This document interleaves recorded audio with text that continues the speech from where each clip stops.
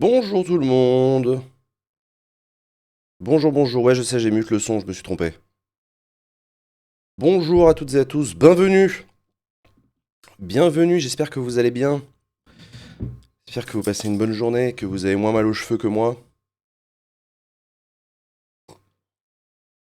Hmm.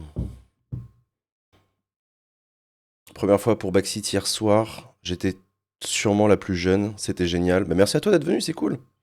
J'ai juste pas osé venir te dire bonjour. Ah bah non. Non mais faut pas, faut venir. On est là pour ça, tranquille.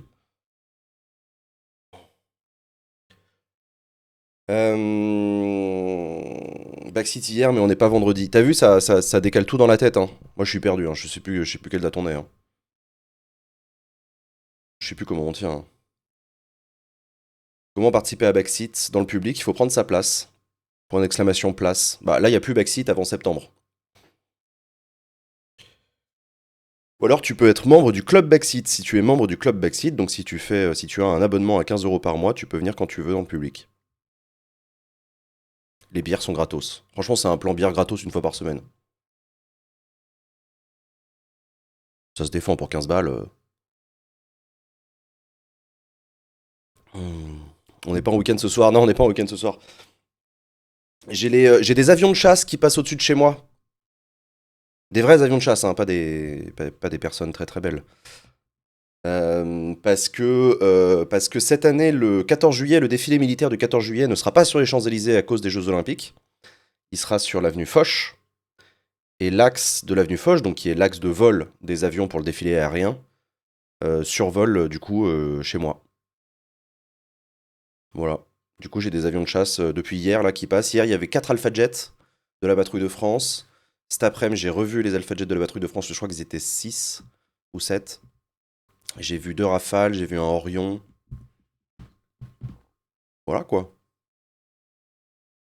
Et du coup, c'est les répétitions du défilé aérien. Les répétitions qui servent aussi à prévenir la population. On fait défiler des avions de chasse au-dessus de Paris pour faire du bruit avec les réacteurs pour que les Parisiens s'habituent à ça et qu'ils soient pas surpris le 14 juillet en voyant débarquer une armada au-dessus de leur tête. Qui fait beaucoup de bruit. Donc voilà. Vous savez que j'avais fait moi le défilé, les répétitions du défilé aérien du 14 juillet? J'étais dans un hélicoptère de combat. Je vous avais raconté ça? Il y a peut-être des gens qui connaissaient pas ma chaîne encore. C'était Acropolis à l'époque. Et j'avais survolé Paris en hélicoptère de combat, ce qui n'existe jamais, hein. Déjà survoler Paris en hélicoptère c'est interdit. En hélicoptère de combat encore moins. Et je faisais partie du pool de journalistes qui étaient invités par l'armée à monter dans les appareils pendant la répétition. Donc c'était pas le 14 juillet, le défilé aérien officiel le 14 juillet, c'était la répétition du défilé aérien. C'était le 11 juillet donc. Et c'était en 2017 que j'avais fait ça.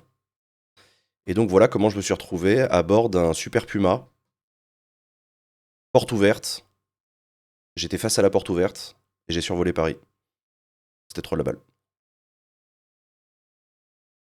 C'était trop de la balle. C'était trop trop bien. Et, euh, et ouais, j'avais discuté avec le pilote du coup de l'hélico, qui était un pilote de l'aviation légère de l'armée de terre. Et je lui avais dit après le vol, hein, on avait papoté un peu et tout. Je lui avais dit, mais dis donc, ça doit être une mission assez difficile le 14 juillet. C'est un vol un peu particulier.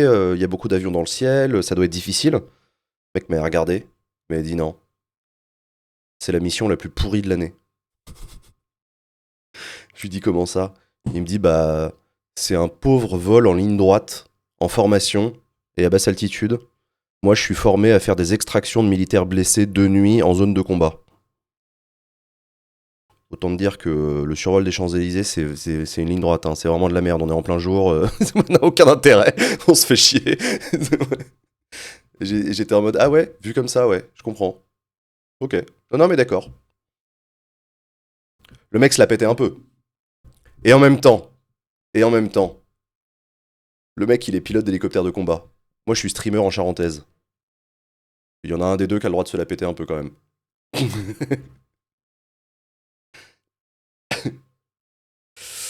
Il y a les hippodromes d'attente qui sont pires. Mais ouais, mais même du coup, on a fait les hippodromes d'attente et il me disait, mais c'est hyper facile. C'est hyper facile. C'est que des avions alliés. Il n'y a pas d'ennemis, il n'y a pas de coups de feu, il n'y a pas de missiles, il n'y a pas de défense anti-aérienne. On se coordonne, on s'organise, on trace une ligne droite. C'est vraiment, t'apprends ça, il m'a dit, t'apprends ça à la crèche. Hein. c'est vraiment, c'est première année de formation. Hein. C'est nul comme vol. Il n'y a aucune difficulté, c'est tout droit, bas les couilles.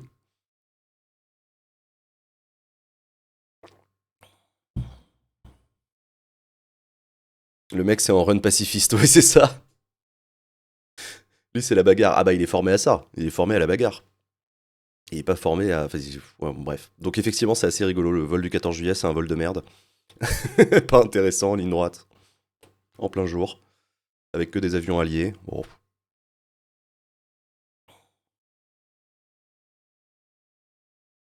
Sinon, hier soir, le public était plein. Oui, ce soir, on était full. Hier soir, pardon, on était full, full, full, full, full. Hein.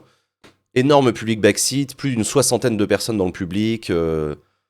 Bah, c'était la dernière de la saison, du coup il y a plein de gens qui sont venus. En plus c'est les vacances pour beaucoup de gens, donc du coup ils ont pu se démerder. En plus c'était pas un jeudi, il y a des gens qui peuvent pas le jeudi et du coup là ils pouvaient. Enfin bref, pour toutes ces raisons-là, le public était full. C'était noir de monde. Belle standing ovation à la fin. Ouais, ouais, ouais, non, c'était super émouvant cette fin de saison. C'était très très émouvant, j'étais très fier et très heureux qu'on ait réussi à boucler cette saison qui aura été rock'n'roll à plus d'un titre. Ça fait 3 émissions basket, je peux pas venir parce que c'est plein. Ah, désolé. Ah ouais, faut dégainer vite. C'était hier le dernier backseat, c'était hier le dernier backseat de la saison, ouais. Et j'ai annoncé hier soir qu'il y aurait une saison 4 qui débuterait en septembre prochain. On n'a pas encore la date, on est en train d'organiser ça.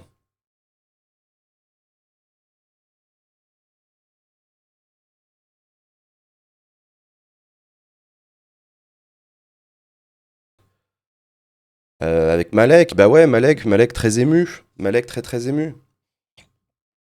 Et c'était très beau à voir, et c'était très chouette. Il y avait le décollage d'Ariane 6 et il y avait la défaite au football.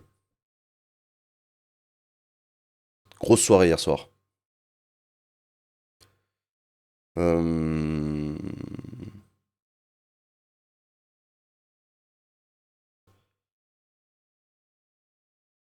On a perdu le foot. Ouais, ouais, on a perdu le foot, je crois. Je crois que la France a perdu 2-1, non? Contre l'Espagne.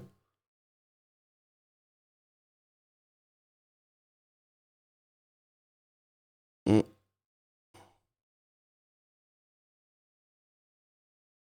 Des news du projet de festival Paul and Chill. Non, il n'y aura pas de festival Paul and Chill cette année.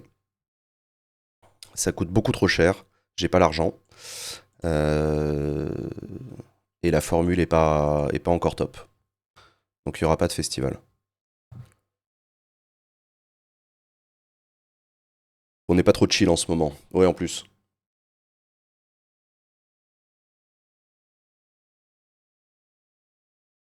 En plus, en plus, en plus.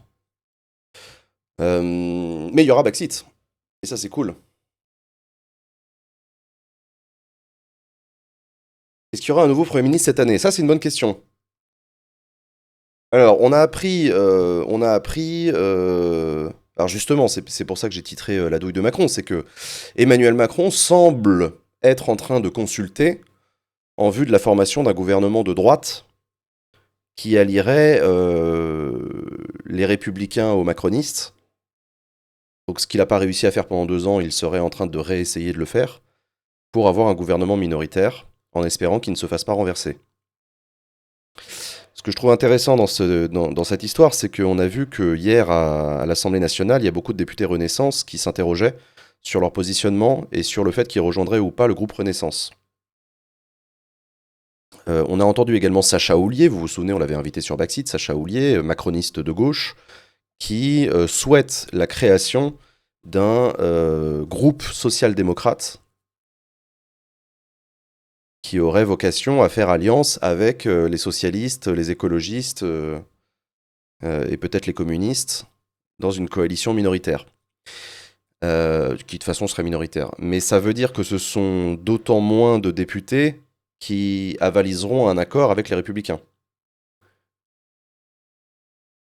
On a aussi appris que Édouard Philippe, l'ancien Premier ministre, avait déjeuné, ou dîné, je sais pas, avec Thierry Solère, le conseiller d'Emmanuel Macron, et Marine Le Pen et Jordan Bardella. Alors, est-ce que ça donnerait potentiellement naissance à une coalition? Il a dit que non, parce que ils ont des divergences de points de vue trop importantes.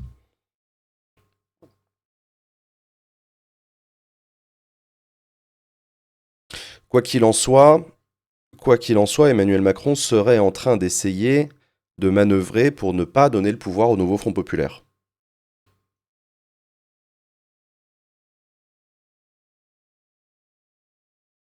Euh, Ce qui est une douille. En même temps, le Front populaire, je vous le rappelle, n'est pas foutu de donner un nom de Premier ministre, donc ça aide pas non plus.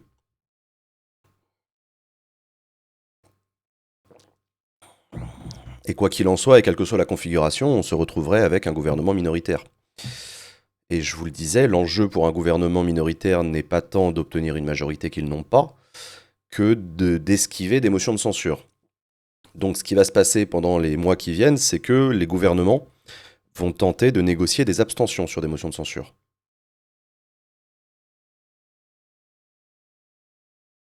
Il y a des appels du pied, de macronistes pour la formation d'un gouvernement d'union qui irait des socialistes au LR. Mais ça, je vous ai déjà expliqué hier que ça avait quand même très très peu de chances d'arriver. Et vous avez entendu sur le plateau de Backseat la porte-parole du Parti Socialiste, Chloé Ridel, qui a rejeté complètement cette option en disant c'est mort, on reste avec le nouveau Front Populaire, on a été élu pour appliquer un programme, on l'appliquera.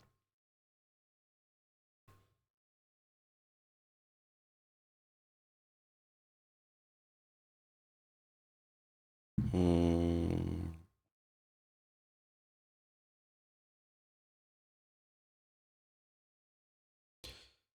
Euh, donc ça sent la douille, hein.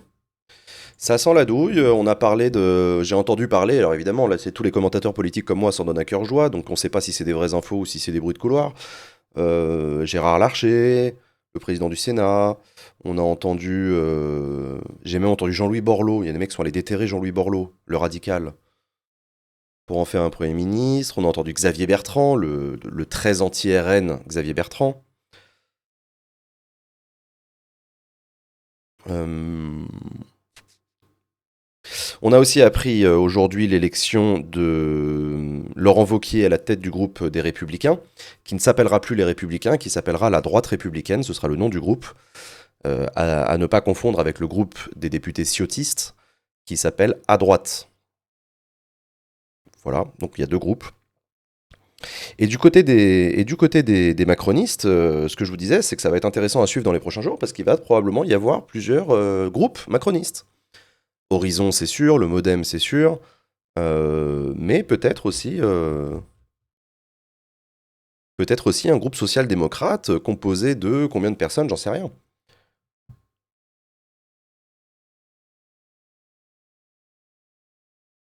Estrosi qui démissionne aussi. Oui, oui, Christian Estrosi a démissionné de la présidence de la métropole de Nice.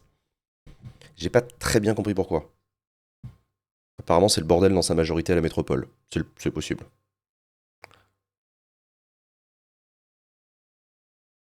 Houllier, il a déjà fait part qu'il siégeait à part, je crois. Oui, Houllier a dit qu'il siégerait pas avec Renaissance, mais il a aussi dit qu'il était en train d'essayer de constituer un autre groupe, avec d'autres députés macronistes.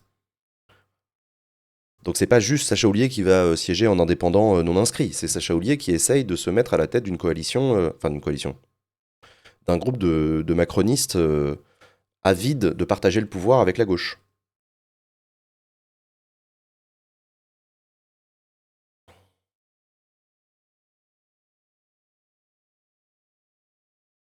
Combien de personnes dans son groupe, c'est toute la question. Combien de personnes dans son groupe, j'en sais rien. Si c'est un groupe de 20 personnes, on s'en branle, c'est négligeable. Si c'est un groupe de 90 personnes, ça commence à ressembler à quelque chose qui peut potentiellement permettre au nouveau Front populaire de gouverner. Par abstention, sur des motions de censure, hypothétiques. C'est ce que je vous disais qui me paraît, moi, un des scénarios les plus probables, mais là, vu ce que je lis depuis ce matin, je commence à le rediscuter, hein. Mais c'est ce que j'ai dit hier sur le plateau de Backseat, c'est que selon moi, un scénario probable, c'est qu'Emmanuel Macron nomme le nouveau Front populaire au gouvernement, au pouvoir, et que Emmanuel Macron dise à ses députés, les macronistes, non pas de soutenir ce gouvernement, ce sera un gouvernement minoritaire, mais de s'abstenir de voter des motions de censure, en tout cas dans un premier temps. Et par ailleurs, de faire leur travail de député. Sous-entendu, faites des amendements. Faites votre job. Cassez les burnes au gouvernement NFP avec des fucking amendements. Forcez-les à négocier leur programme.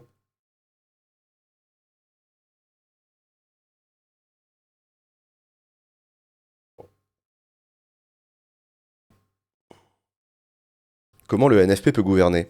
En négociant. C'est quoi un amendement? Un amendement, c'est une proposition de modification d'une loi. L'Assemblée nationale, son rôle premier, c'est d'écrire la loi.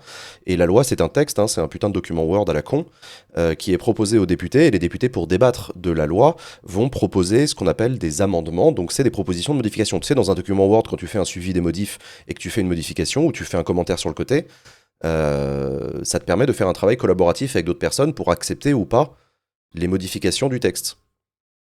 Tu proposes de supprimer une phrase et la personne dit ok, je suis d'accord avec ta modification, on supprime la phrase. Et bien ça, c'est un amendement adopté. Tu participes à l'écriture du texte. Et c'est ça le travail de l'Assemblée, d'écrire des projets de loi, de les négocier, de les discuter, avec un travail d'amendement.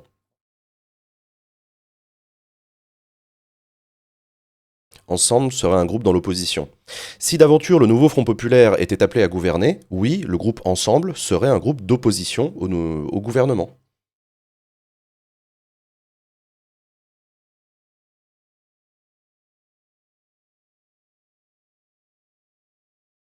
Les macronistes sont nettement plus vocaux contre le NFP que contre le RN. Je ne vois pas Macron nommer un Premier ministre NFP. Faut être plus précis que ça. Les macronistes sont vocaux contre la France insoumise. Ils essayent d'obtenir une scission du nouveau Front Populaire dans l'hypothèse de réussir à construire, avec les socialistes et avec les républicains, un gouvernement de coalition d'union nationale. Enfin, d'union, quasi-union.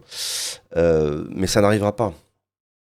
Pour deux raisons. D'une part, parce que les LR n'ont pas voulu pendant 2 ans, je vois pas pourquoi ils accepteraient maintenant. Sauf si un Premier ministre vient de chez eux.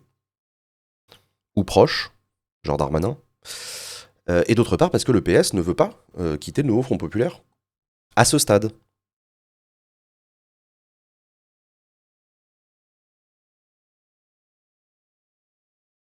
Un nouvel En Marche. Ouais, voilà, c'est ça. Non, mais c'est ça. C'est-à-dire que En Marche, en 2017, était une promesse, une proposition de dépassement des clivages gauche-droite. Et effectivement, En Marche a été constitué par des gens venant de la droite et de la gauche qui ont construit un grand parti centriste qui soutenait Emmanuel Macron. Mais du coup, toutes les personnes de droite et de gauche qui voulaient rejoindre En Marche l'ont rejoint.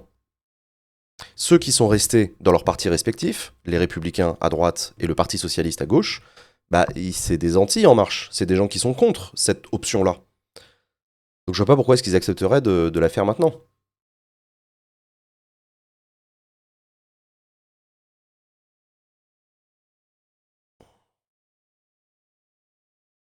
Nommer un PM issu de la majorité, c'est une tradition ou une obligation. Dès lors qu'il y a une majorité absolue, c'est une obligation politique. C'est pas écrit noir sur blanc dans la Constitution, mais ça découle du fonctionnement des institutions de la 5e, qui, à travers le fait majoritaire à l'Assemblée nationale, détermine que c'est la majorité à l'Assemblée nationale qui gouverne, donc qui a un gouvernement, qui soutient un gouvernement en votant ses lois, en votant ses budgets, etc. C'est pour ça que le président de la République est obligé, politiquement, de nommer un Premier ministre qui a une majorité. Or, aujourd'hui, il n'y a pas de majorité absolue à l'Assemblée nationale. Aucun groupe et aucune coalition ne peut prétendre avoir la majorité absolue. Donc, on va se retrouver de facto avec un gouvernement minoritaire. Et là, Macron a un peu plus de choix. Le but pour Macron n'est pas d'avoir une majorité, parce qu'il ne l'aura pas. Le but pour Macron est qu'un gouvernement évite une motion de censure. Donc un gouvernement minoritaire, mais pas trop minoritaire, quoi. C'est ça le challenge. Macron va s'exprimer dans une lettre aux Français cet après-midi. Eh ben, on va lire la lettre, hein, s'il daigne nous l'envoyer.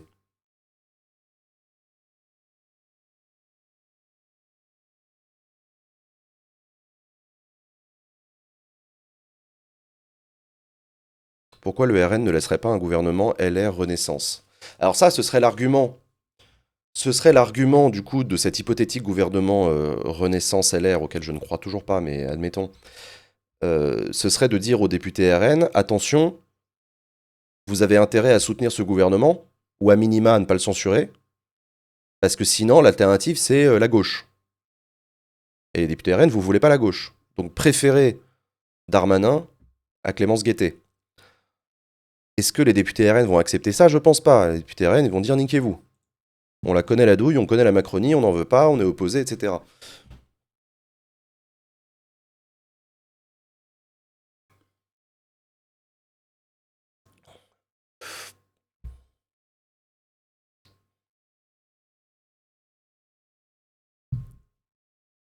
Tu lui as pas dit à Klemovic que la constituante c'était d'être dans l'œuf? Si, si, mais il le sait très bien, Clément. Mais j'ai signé sa pétition. Hein. Moi, j'ai signé la pétition pour une assemblée constituante. Hein. Moi, je souhaite une assemblée constituante. Mais je suis lucide sur le fait que ça n'arrivera pas, en tout cas pas tout de suite, et que de toutes les façons, notre problème, il est là pour le budget de cet automne. Bah, il n'y aura pas de constituante d'ici cet automne. Hein. Il n'y aura pas de nouvelle constitution, il n'y aura pas de nouvelle république, il n'y aura pas de référendum, il n'y aura pas de... Donc la constituante est une idée que moi je soutiens à mort, mais je suis lucide sur le fait que ce n'est en aucun cas une solution à notre problème là. C'est quoi une assemblée constituante? Une assemblée constituante, ça n'a jamais existé, hein. Sauf en 1789. Ce serait une assemblée qui serait élue, ou tirée au sort, ça dépend, enfin, il y a plein de modalités possibles à discuter. Une assemblée qui serait élue avec une seule et unique mission, c'est d'écrire une constitution. Voilà. Constitution qui, ensuite, serait soumise à l'approbation du peuple par référendum, et on passerait à une sixième république.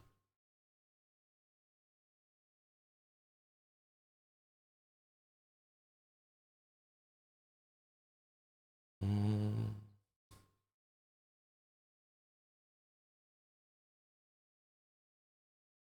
Tu penses que Renaissance va perdre combien de députés vu comme c'est parti? J'en sais rien, je sais pas du tout.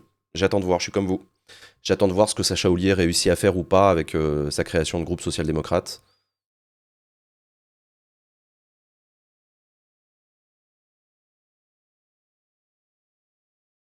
Le problème majeur, c'est pas la constitution, mais le mode de scrutin. Bah, pas vraiment. Pas vraiment. Le mode de scrutin majoritaire, aujourd'hui, donne des résultats très similaires à un mode de scrutin proportionnel. Donc, le scrutin majoritaire ne parvient plus à faire ce pourquoi il a été créé, c'est-à-dire à donner des majorités stables. Donc, hmm,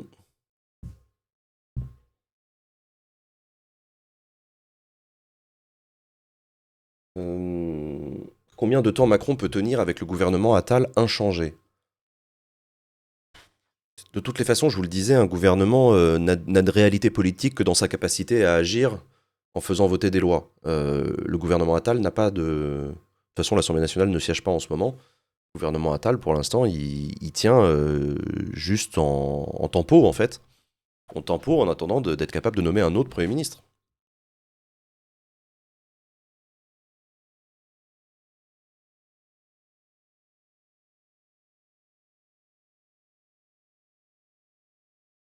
Bonjour, tu peux expliquer pourquoi le RN perd alors qu'ils ont plus d'électeurs que le nouveau Front Populaire? Parce que c'est une élection par circonscription. C'est une élection au scrutin majoritaire par circonscription.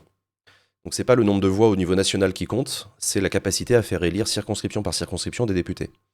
Et en l'occurrence, il y a eu un très très fort front républicain contre le Rassemblement national, où à la fois les candidats se sont désistés dans plus de 200 circonscriptions pour faire barrage au Rassemblement national, et en plus de ça, les électeurs se sont fortement mobilisés pour faire barrage au Rassemblement national. Voilà ce qui donne une majorité aux anti-RN, malgré le fait que le RN soit victorieux de l'élection en nombre absolu de voix.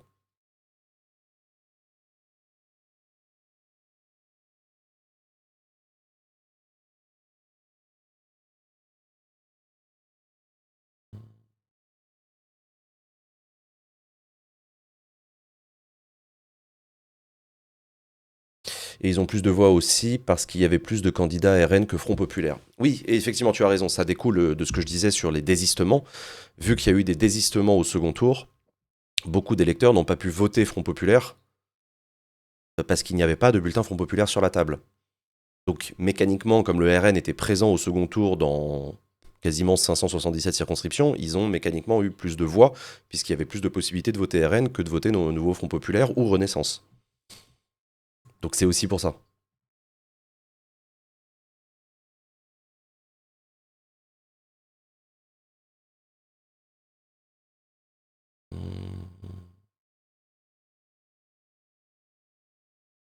Quid d'une motion de censure constructive qui n'existe pas en France, ça changerait complètement les stratégies. Bah non, non, non, non, non, la motion de censure constructive, elle est possible en France. Ce qu'on appelle une motion de censure constructive, c'est une proposition alternative de gouvernement. La logique institutionnelle veut que si d'aventure une motion de censure était majoritaire à l'Assemblée nationale, alors le président de la République appellerait à gouverner cette nouvelle majorité qui vient de naître, puisqu'ils sont d'accord pour voter une motion de censure. C'est ça le principe du caractère constructif du truc.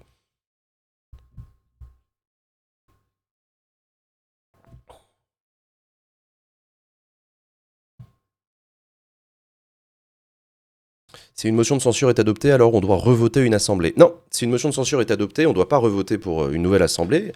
Si une motion de censure est adoptée, le gouvernement dégage. Mais l'assemblée reste. On peut se retrouver dans la situation où, faute de pouvoir former un nouveau gouvernement avec une majorité ou une minorité suffisante, le président de la République prend la décision de dissoudre l'Assemblée nationale. Mais là, non.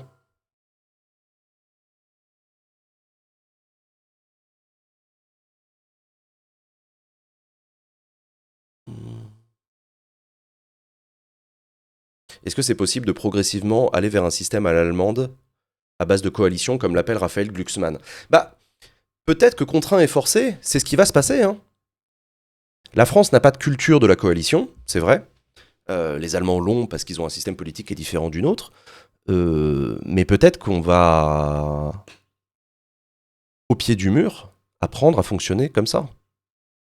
Pour l'instant, moi, ce que je constate, ce sont des groupes politiques radicalement fermes sur leurs programmes et leurs propositions et qui refusent de les amender. C'est le cas pour le nouveau Front Populaire, c'est le cas pour Renaissance, qui ne veut pas gouverner avec la France insoumise, et c'est évidemment le cas pour l'Assemblée nationale. Et c'est le cas pour les Républicains, qui ont refusé de faire une coalition avec Emmanuel Macron pendant 2 ans. Donc pour l'instant, on reste dans un système un peu bloqué où personne veut avancer. Enfin, personne veut avancer, pardon. Personne n'est prêt à amender son programme pour gouverner avec les autres. Moi, ce que je dis, c'est qu'il est possible qu'on apprenne à bosser en coalition parce qu'on n'a pas le choix.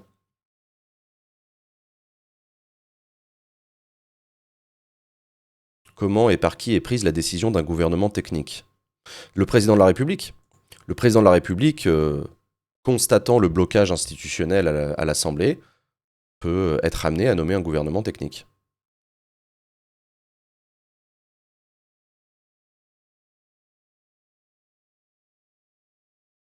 Hmm.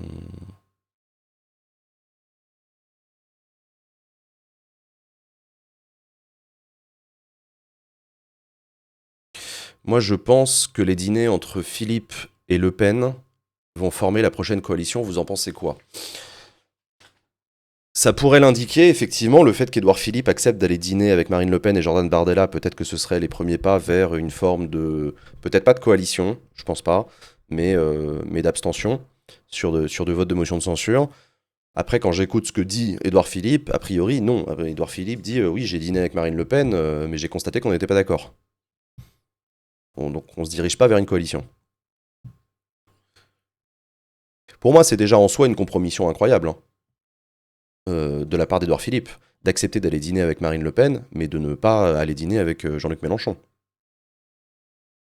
C'est déjà en soi un signe grave que le cœur penche à droite, quoi.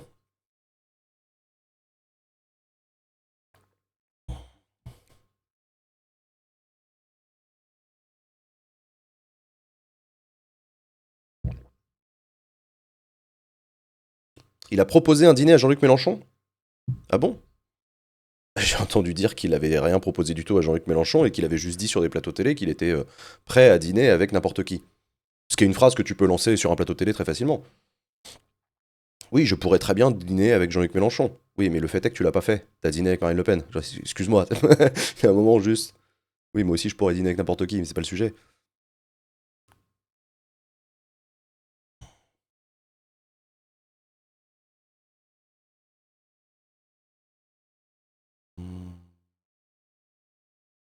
Pourquoi il n'y a pas eu de manifestation de fascistes pour protester contre les résultats? Parce qu'ils n'ont pas la culture de la manif, les fachos. Ils ont plutôt la culture de la ratonnade.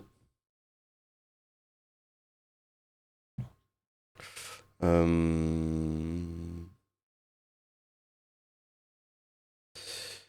Donc,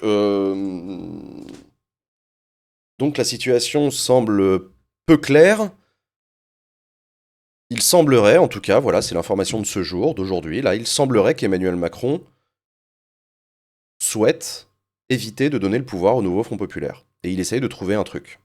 Alors le truc n'est pas encore clair. Il essaye de préparer une douille, et il essaye d'organiser les choses pour que, pour que le NFP n'ait pas le pouvoir.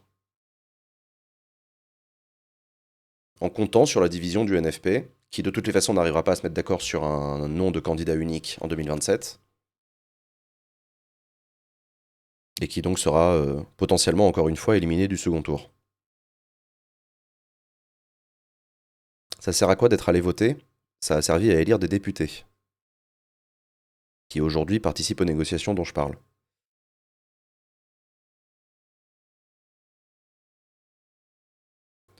Compter sur la division de la gauche, ça lui a pas réussi 2 fois.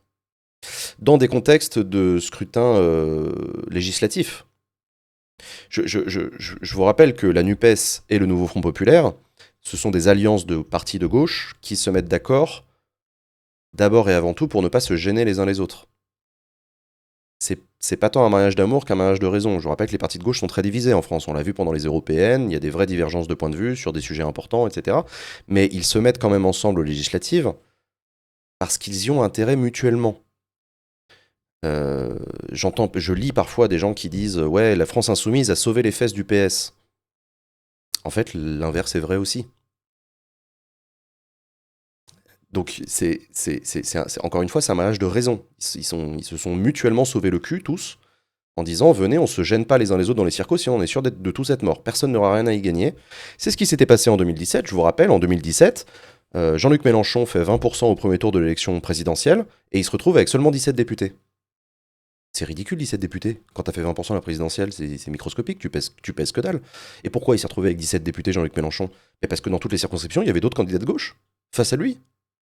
Et du coup, tout le monde s'est niqué et bah voilà, baisé. Tout le monde a perdu. Euh, Et je sais plus pourquoi je disais ça. Je sais plus de quoi ça partait.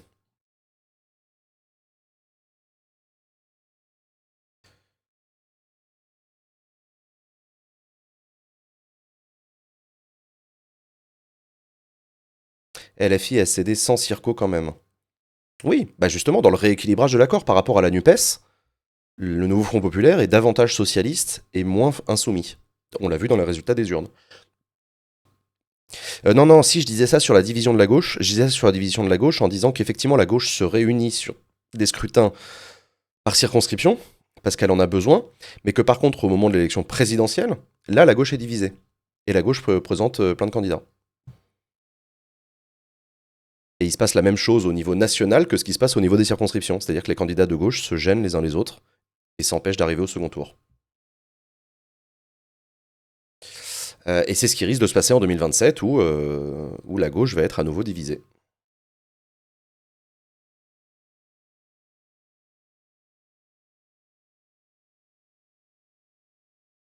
Il y a toujours plus de LFI que de socialistes pour le moment. Ça, c'est vrai. Oui, oui, oui. Non, non, les LFI sont toujours majoritaires au sein du nouveau Front Populaire euh, en nombre de députés, mais les socialistes ont doublé leur nombre de députés. Donc les LFI sont toujours devant, mais les socialistes ont vachement remonté la pente. Ils sont quasiment à touche-touche avec les insoumis, alors qu'avant, ils étaient plus de 2 fois moins nombreux. Donc c'est pour ça que je dis qu'il y a eu un rééquilibrage entre le NFP entre la NUPES et le NFP.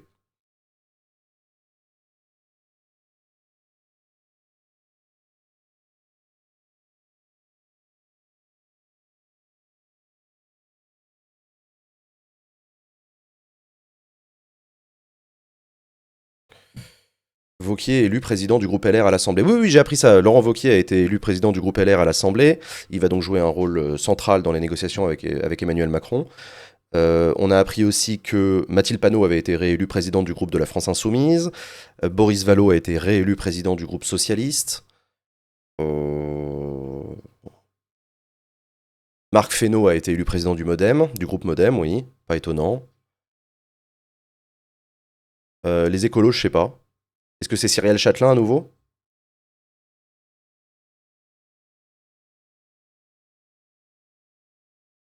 Je sais pas, on verra. Je suppose. Pourquoi ne pas faire un seul groupe NFP à l'Assemblée? C'est une bonne question. Parce que ce sont des groupes qui ont des idées parfois différentes et des méthodes souvent différentes aussi. Et personne ne souhaite se retrouver dans un groupe NFP dans lequel il serait minoritaire.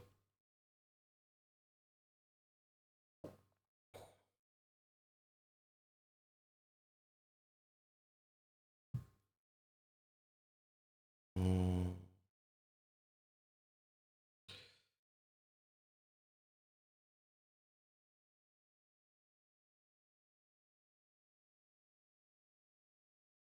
Quel avenir pour le NFP selon toi?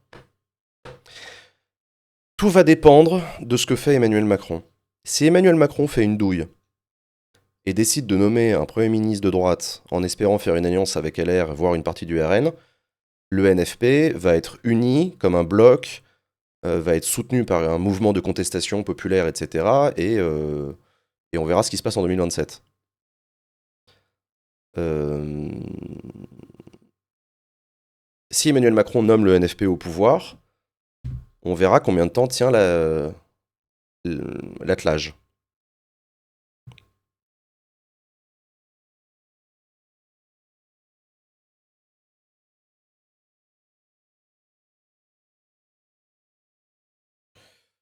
Donc, euh,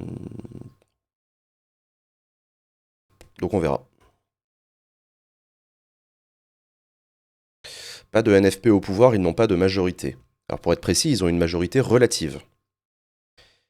Et compte tenu de la composition de l'Assemblée nationale, il faut qu'on apprenne, moi le premier, à arrêter de penser en majorité absolue. Il n'y a plus de majorité absolue. C'est fini. Maintenant, il y a que des gouvernements minoritaires qui sont possibles. Je vous rappelle que Elisabeth Borne et Gabriel Attal sont des gouvernements minoritaires. Ils avaient que 245 députés, ce qui était beaucoup par rapport à ce qu'on a aujourd'hui. Mais c'était pas suffisant pour faire une majorité absolue.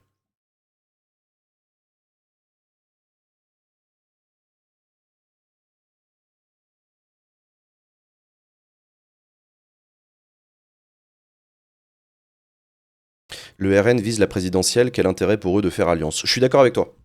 Moi, je suis d'accord avec toi. Moi, je pense que le RN, ils ont raté cette élection. Ils voulaient que ce soit l'élection où ils ont une majorité absolue pour gouverner. Donc, ils ont raté la marche. Mais ils se disent, pas grave, ce sera pour la prochaine. Donc, en attendant, il faut qu'on reste d'opposition.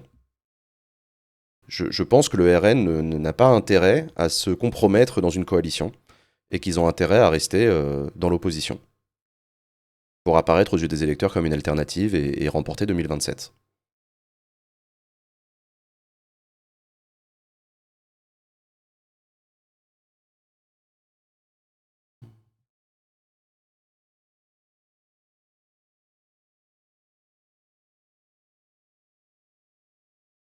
Emmanuel Macron va adresser mercredi soir une lettre aux Français dans la presse régionale.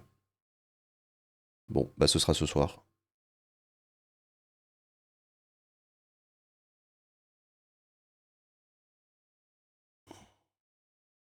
On lira ça sur l'oreiller et on débriefe demain.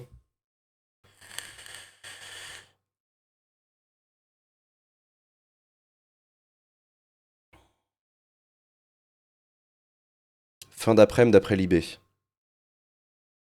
D'accord. Vauquier refuse d'entrer dans une coalition gouvernementale. Voilà. Bah ça ne m'étonne pas. Ça ne m'étonne pas. Les républicains sont fidèles à eux-mêmes. Ils refusent de faire une coalition avec Macron.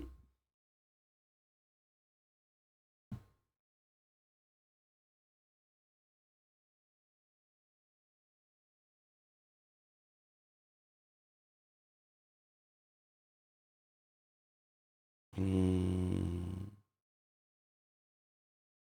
On est d'accord que le gouvernement n'est pas obligé de se soumettre à un vote de confiance en arrivant au pouvoir. Oui, je te le confirme. C'est ce qui s'est passé avec Elisabeth Borne et Gabriel Attal, qui ont prononcé des discours de politique générale sans solliciter de vote de confiance. Ce n'est pas obligatoire d'avoir un vote de confiance pour gouverner. Ce qui est obligatoire, c'est d'éviter une motion de censure.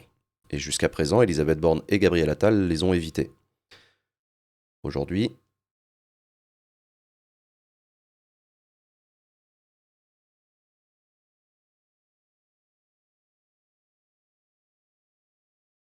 c'est quoi la situation chez LR d'ailleurs? C'est toujours Ciotti le patron.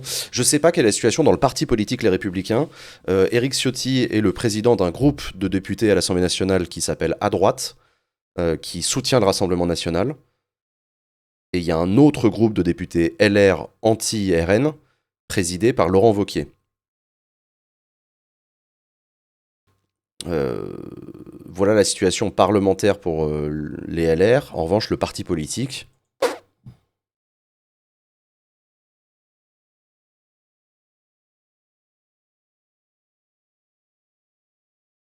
Hmm.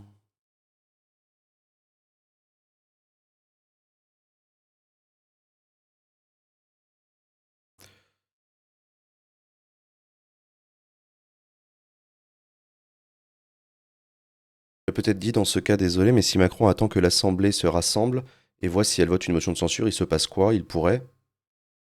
Bah, c'est peut-être ce qui va se passer, hein. C'est peut-être ce qui va se passer à partir du 18 juillet quand les députés vont siéger. Peut-être que le premier truc qu'ils vont faire, c'est voter la censure du gouvernement Attal. Gouvernement de façon démissionnaire, donc ce sera purement symbolique. Mais ça solutionnera pas le problème.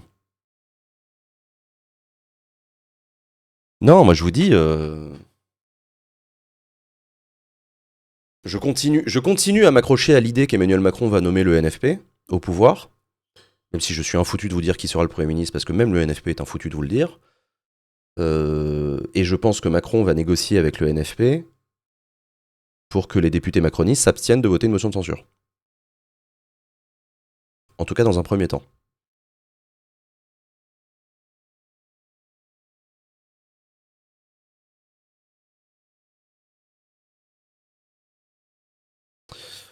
Euh,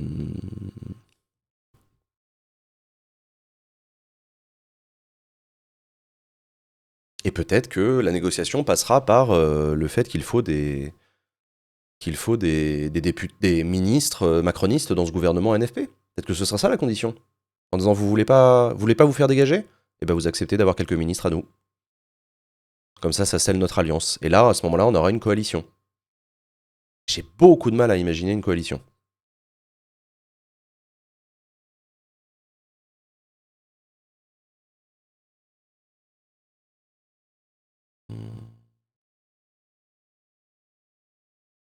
Pourquoi la majorité ne voterait pas la motion de censure? Pour ne pas apparaître comme une force de blocage, pour ne pas mêler ses voix à celles du RN, et pour dire nous sommes responsables, nous laissons la gauche gouverner. Euh, Par contre, on va déposer des amendements. Et le gouvernement NFP va avoir besoin de les discuter, ces amendements, s'ils veulent qu'on continue à ne pas voter de motion de censure.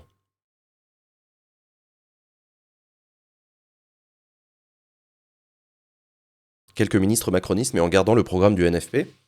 C'est ce que je suis en train de dire justement sur le travail des amendements des macronistes, c'est justement une difficulté pour le NFP qui sera obligé de faire avec des amendements et peut-être d'en accepter certains pour se ménager une porte de sortie. C'est pour ça que le programme du NFP, il va peut-être être amendé dans les faits. Est-ce qu'il voterait le budget? Très bonne question, est-ce qu'il voterait le budget? Pas sûr. Députés macronistes, les connaissants, à mon avis, ils vont dire au NFP, ah, vous voulez qu'on vote le budget? Très bien, alors à ce moment-là, vous ne devez pas augmenter les impôts et vous devez rester dans la barre des 3% de déficit. Démerdez-vous, présentez-nous un budget et on le votera si vous respectez ces conditions.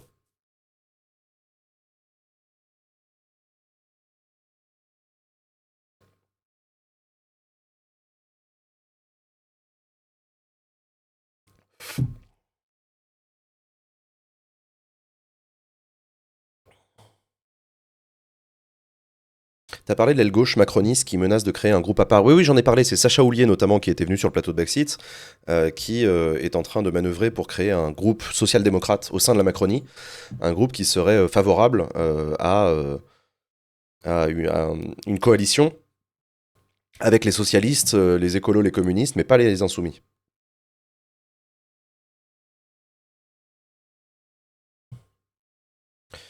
Donc un truc minoritaire.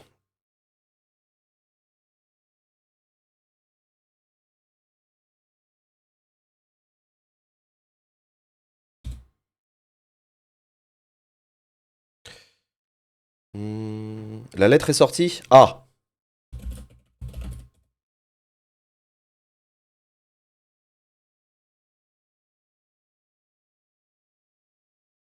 Elle est où? Elle est où? Elle est où? Elle est où? Je l'ai pas. Nick. Le Parisien? Je suis sur le site du Parisien là.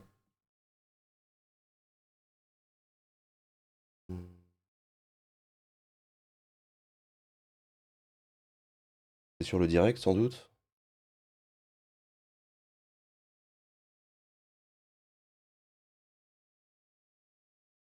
Une lettre aux Français que nous publions. Voilà. Alors, Emmanuel Macron rompt le silence 3 jours après les résultats des législatives.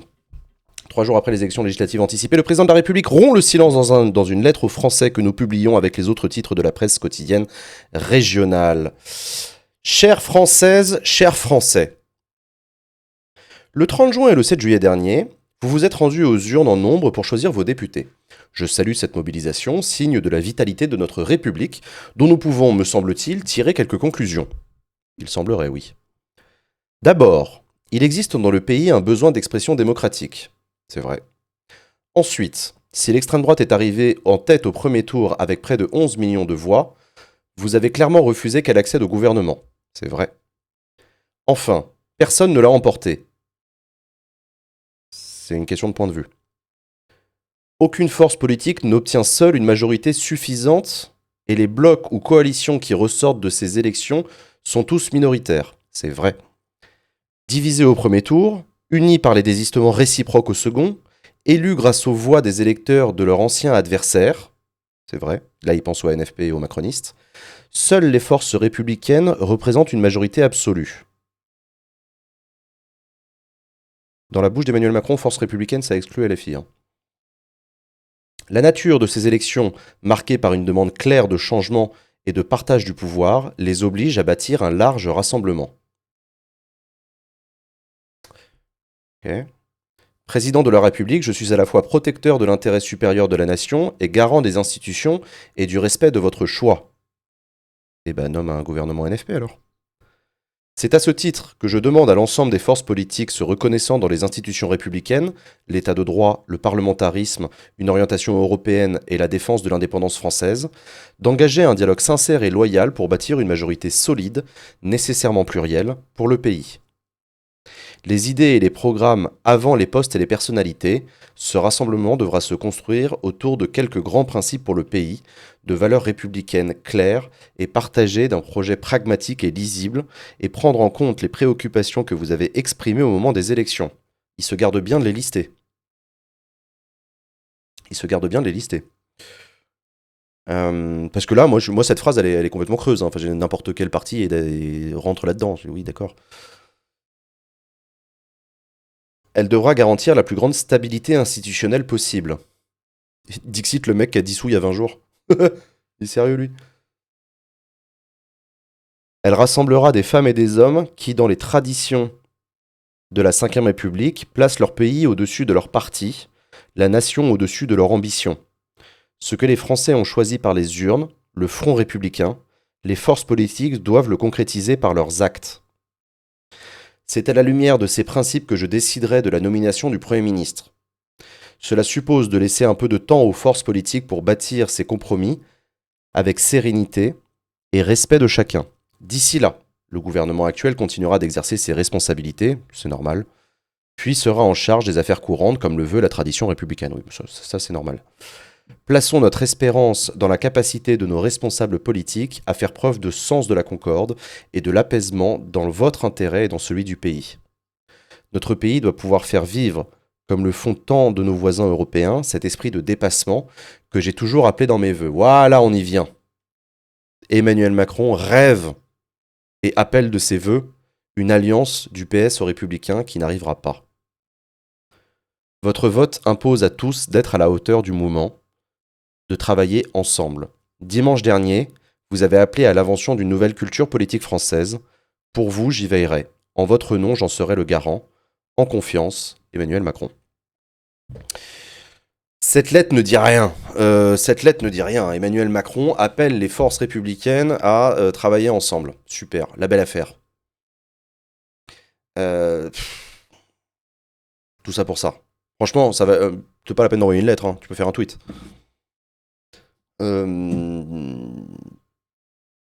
Emmanuel Macron appelle au dépassement des clivages et à une majorité plurielle, etc., etc. Bref, il appelle à faire du macronisme, comme il l'a souhaité, comme il l'a voulu en 2017, comme il a été élu pour le faire, et comme il a échoué à le faire.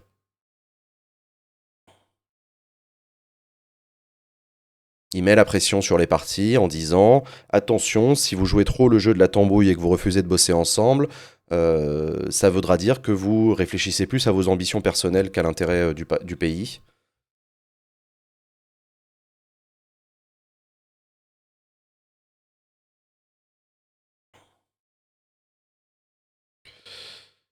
Donc on n'est pas plus avancé. En revanche, non, ce que dit Emmanuel Macron dans cette lettre aussi qui est important à noter, c'est qu'il dit que ça prendra du temps. Ok, dont acte. Ça prendra du temps. Ça va pas être résolu en 2 semaines. Ça va probablement durer tout l'été. On verra. Et Emmanuel Macron souhaite laisser le temps aux partis de discuter.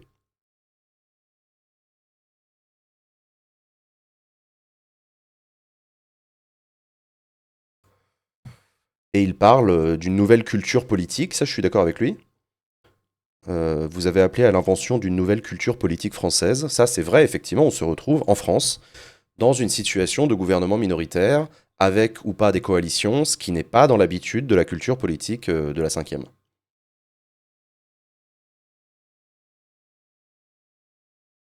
Est-ce que la cinquième République peut survivre à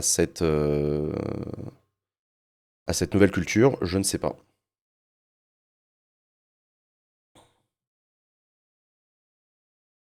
Est-ce que le temps peut jouer en faveur du nouveau Front populaire? Non, je ne pense pas. Non, je ne pense pas. Je pense qu'il est dans l'intérêt du nouveau Front populaire d'être appelé au pouvoir vite. Euh, Et c'est ce que souhaite le nouveau Front populaire pour créer une rupture. Le Front populaire a besoin de montrer aux Français que les choses changent radicalement. Donc d'un gouvernement qui change complètement la politique. Je pense que le temps joue en faveur des macronistes.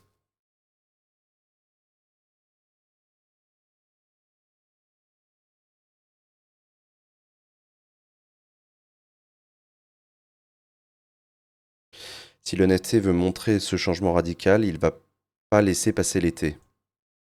En fait, moi je pense que le NFP a intérêt à arriver au gouvernement, à prendre des décisions radicales et à se faire dégager par une motion de censure.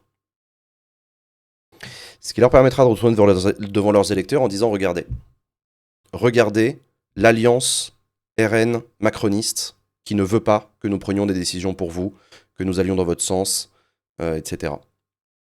Euh, voilà. On a été censuré par une alliance entre les fachos et les bourgeois.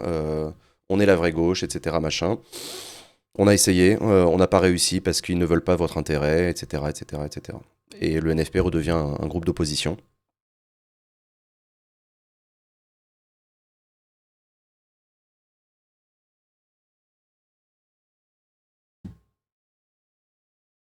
Alors oui, mais ça laisse place à quel gouvernement après? Ça, c'est une bonne question. Retour à l'envoyeur. Retour à l'envoyeur.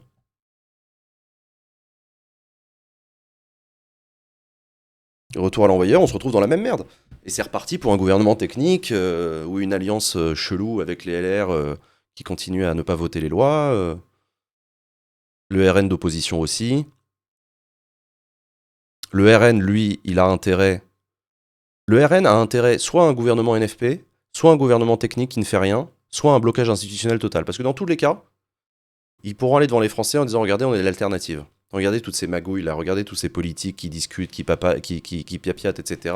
Regardez cette extrême gauche NFP, immigrationniste, etc.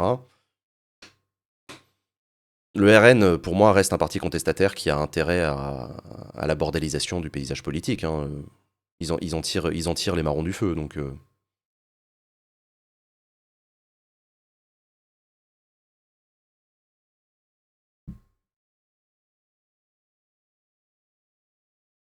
T'as vu que Wauquiez refusait la coalition avec Macron? Oui, oui, j'ai vu. C'est normal.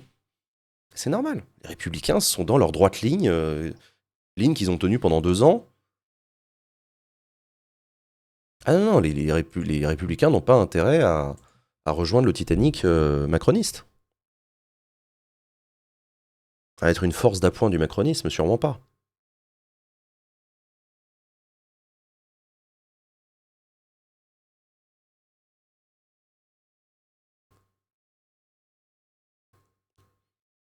Hmm. Mais du coup, si tout le monde reste dans leur droite ligne, la France stagne. Oui, et la question c'est à qui ça bénéficie ça? Qui sort grandi politiquement d'une stagnation, d'un gouvernement technique, d'un blocage institutionnel, etc. Je suis pas sûr que ce soit le parlementarisme.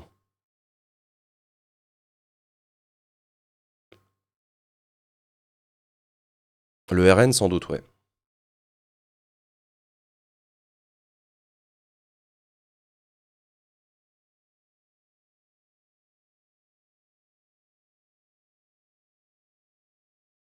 Hmm. Donc, à t'entendre, l'arrivée du RN est inévitable. Non, c'est pas inévitable l'arrivée du RN, notamment parce qu'on a vu dimanche dernier qu'il existe en France un front républicain. Il y a en France un front républicain. Il y a en France des gens qui vont voter lorsque l'essentiel est en jeu, notamment des abstentionnistes, des gens qui n'aiment pas les partis politiques, les gens qui n'aiment pas apporter leur voix à ce qu'ils considèrent être des magouilles et des calculs politiciens, etc. Ça, on le connaît depuis longtemps. Mais ce sont des abstentionnistes qui, lorsque l'essentiel est en jeu, lorsque l'extrême droite pointe le bout de son nez et est aux portes du pouvoir, ils se déplacent et ils vont voter contre. Ça ne veut pas forcément dire que c'est un vote d'adhésion aux propositions des partis politiques, mais en tout cas, il existe un barrage républicain.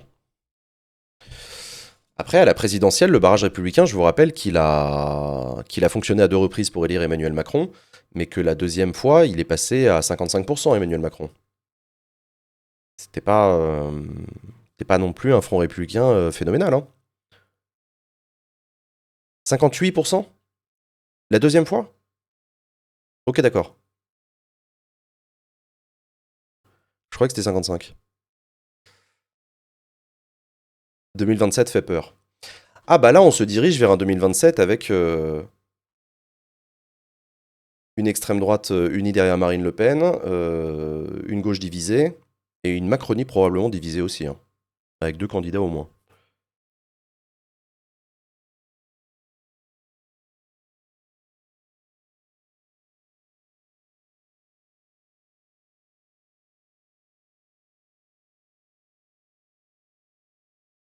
Comment expliquer que Renaissance ait autant sauvé les meubles? L'électorat Renaissance est un électorat mobilisé. Ce sont des gens qui votent, d'une part. Et d'autre part, il y a eu un front républicain avec des désistements. Donc Renaissance a sauvé les meubles grâce à des voix de la gauche, qui ont voté pour des candidats Renaissance pour faire barrage au Rassemblement national. De la même manière que beaucoup de députés de gauche ont été élus grâce à des désistements, c'est pas les plus nombreux, mais grâce à des désistements de macronistes.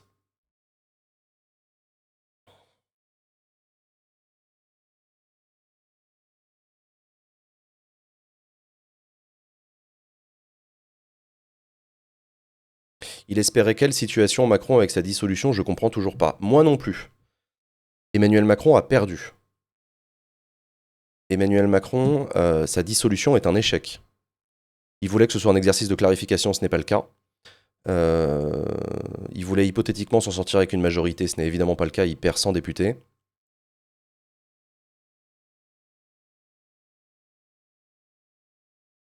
Voilà, il n'avait pas besoin de dissoudre, il a voulu le faire.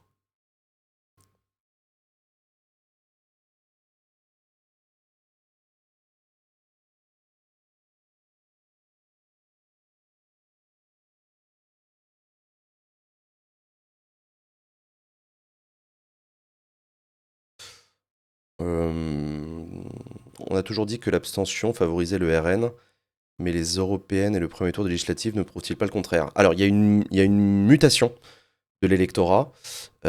Désormais, le RN est un parti qui mobilise des électeurs.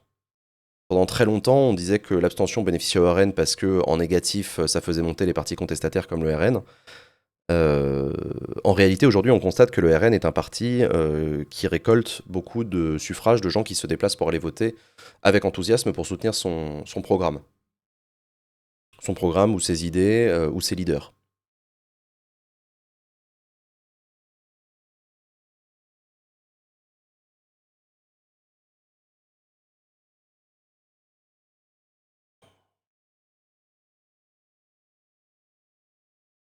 Il aurait dissous, forcé et contraint en septembre pour la loi de finances. Eh ben, ça aurait été logique à ce moment-là. C'est-à-dire que moi, je suis d'accord avec l'analyse d'Emmanuel Macron qui dit ouais, mais si j'avais pas dissous, de toutes les façons, j'aurais pris une motion de censure à l'automne. Et ben, à ce moment-là, d'accord, très bien. Dont acte. C'est probable, effectivement. Bah, à ce moment-là, t'attends d'avoir une motion de censure adoptée, et là, tu dissous. Mais c'est pas du tout le même récit. C'est pas du tout la même chose. Le dissoudre après une motion de censure, c'est logique. C'est une cohérence institutionnelle. Tu es contraint et forcé, machin, t'en appelles au vote des Français, très bien. Mais là, il a décidé de dissoudre après les européennes.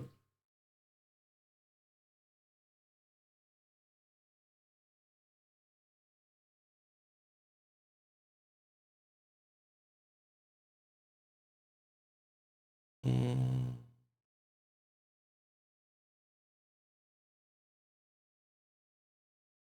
Il voulait leur faire péter la grenade dans les jambes, comme il a dit. Alors, la grenade a fonctionné vis-à-vis des républicains, qui se sont scindés en deux, mais pas vis-à-vis de la gauche, qui s'est réunie. Si Macron pensait qu'il allait réussir à empêcher le Front populaire, c'est raté. La preuve, la gauche arrive en majorité relative à l'Assemblée nationale.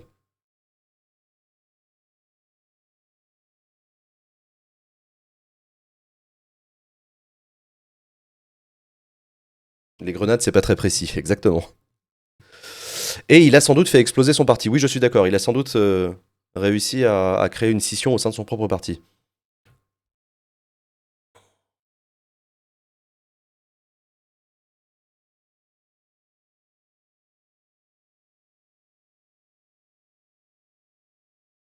Hum.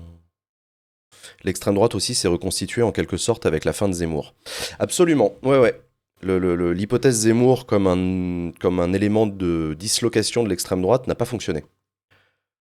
Euh, Zemmour est un pétard mouillé qui n'a pas obtenu ce qu'il souhaitait obtenir et qui n'a pas permis de diviser l'extrême droite. L'extrême droite est clairement réunie derrière le Rassemblement national.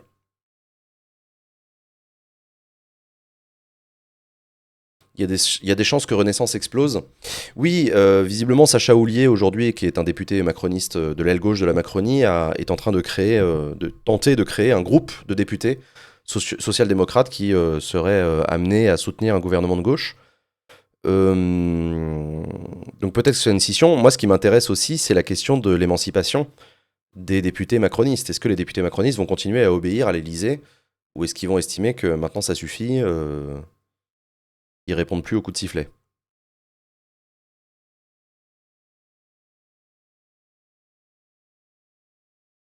Est-ce que Macron va être lâché par ses propres députés? C'est ça la question.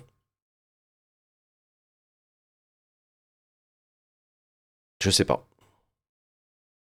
Je sais pas. Euh,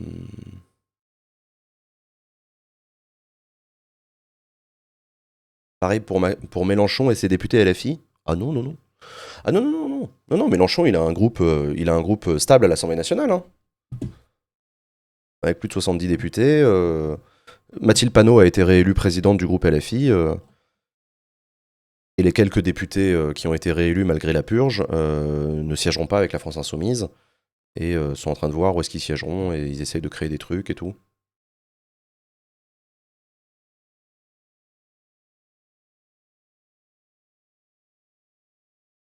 Coucou Jean, merci pour tes lives formidables. Que penses-tu de la formule de Macron dans sa lettre aux Français? Personne ne l'a emporté. C'est une formule qui n'est pas fausse. Si tu considères qu'emporter une élection, c'est avoir une majorité absolue de députés. Oui, effectivement, aucun groupe politique et aucune coalition n'a de majorité absolue de députés. D'accord. Une fois que tu as dit ça, il faut regarder du côté des majorités relatives. Et là, soit tu prends le premier groupe, c'est les macronistes. Alors, non, parce que c'est une coalition, donc c'est le RN. Soit tu prends la première coalition, auquel cas c'est le nouveau Front Populaire. Donc ça dépend comment tu regardes les choses.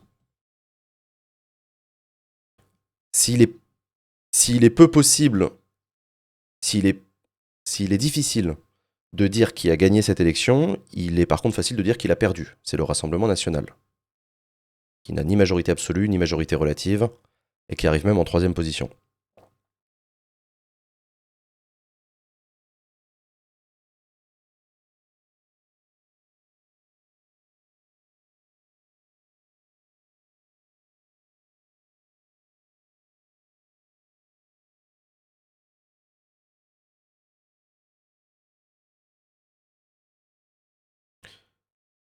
Hmm.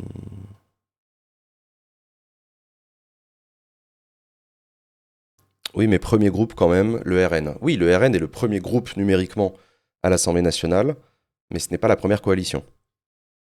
C'est le nouveau Front Populaire qui est la première coalition.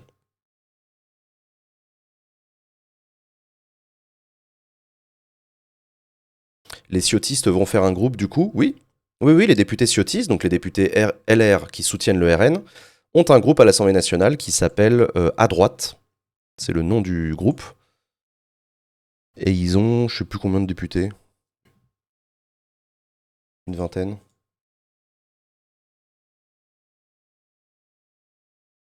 17, voilà. 17. Bah, comme les Insoumis en 2017, voilà.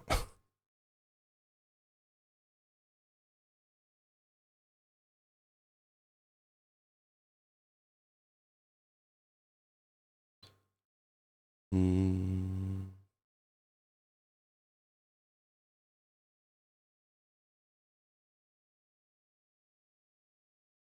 Ciotti va rejoindre le RN? Non. Non, non, Ciotti ne va pas rejoindre le RN. Ciotti va être enfin, associé au RN. Et il va pas les rejoindre.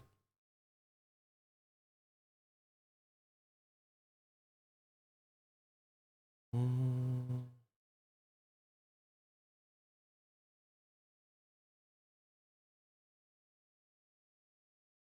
Alors, cette battle avec Klemovic sur la constituante, toujours sceptique.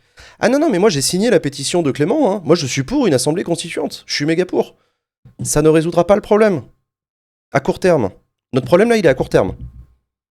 Constituante, c'est un travail sur plusieurs années, qui donnerait hypothétiquement naissance à une constitution pour une 6ème République qui serait adoptée hypothétiquement dans un référendum, mais dans plusieurs années.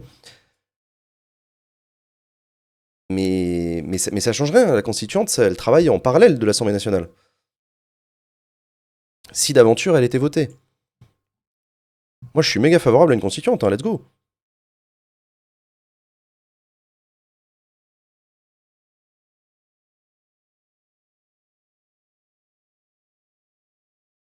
Hmm.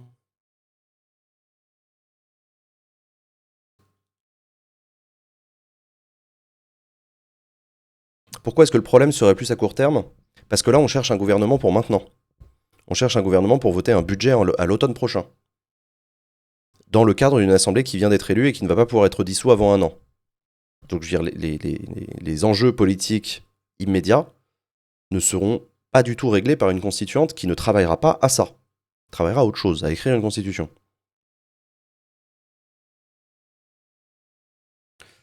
Quel parti est pour une constituante? La France insoumise. En l'état actuel des choses, une constituante ne sera pas adoptée par une majorité de députés. La proposition de loi constitutionnelle visant à créer une assemblée constituante ne sera pas adoptée.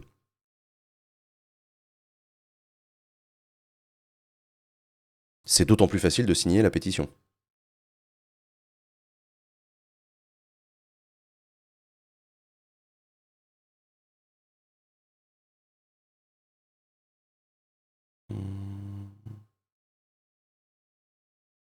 Donc c'est pour ça, je vois certaines personnes se diriger vers l'idée d'une constituante comme une espèce de solution de Deus ex machina qui va venir solutionner le trouble politique, la difficulté à l'Assemblée, etc. Je suis désolé de doucher vos espoirs, ça ne marche pas comme ça. Pareil pour une démission du président de la République. La démission du président de la République ne change rien à l'Assemblée nationale. Un nouveau président qui est élu là dans 2 mois, il a le même problème que Macron. Et c'est pas parce que ce sera une personne différente que ça changera les choses.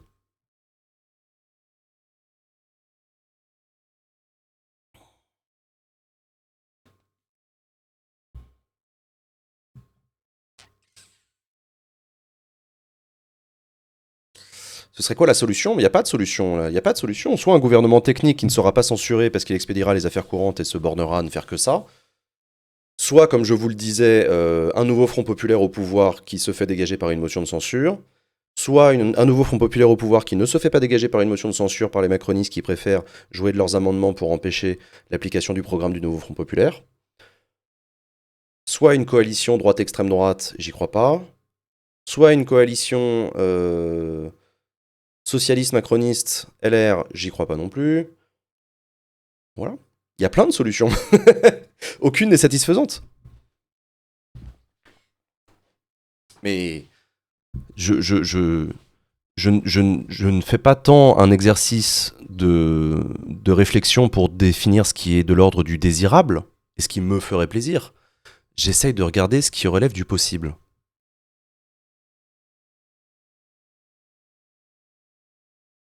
Voilà.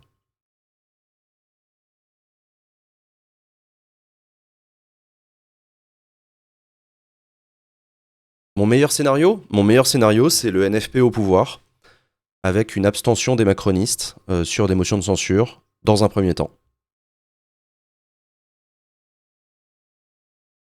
Et un travail d'amendement, qui empêchera du coup le nouveau Front Populaire d'appliquer son programme intégralement.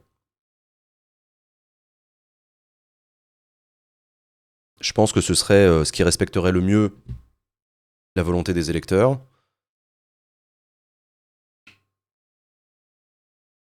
et ce qui permettrait à tous les groupes de garder leur identité.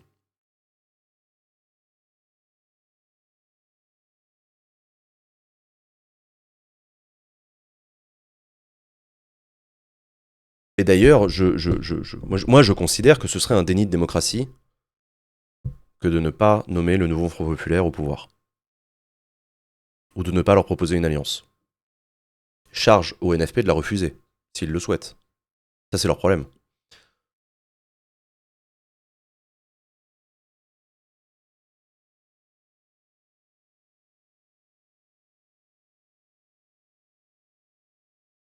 Oui, j'ai vu.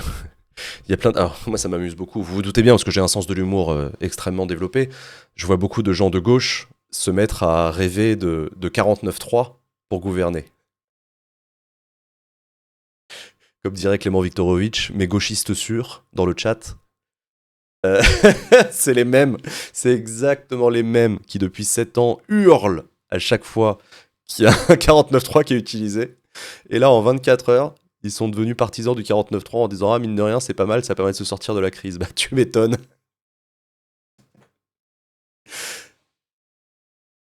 Ah là là, le 49.3 populaire.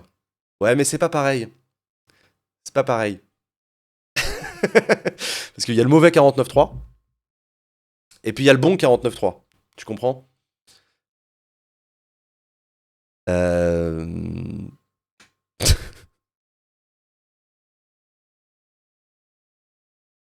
Ça a pas le même goût. Ouais, ouais, ouais, ouais. Ouais, ouais, ouais. C'est juste un 49.3. Non, non, mais c'est très bien. Mais comme quoi, les gens qui insultent en permanence la France insoumise en disant que c'est une bande de sectaires qui sont incapables de changer d'avis, vous voyez bien.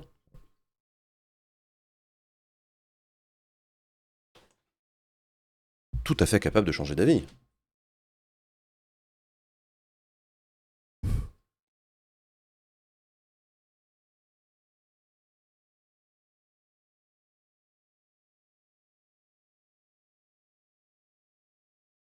Euh,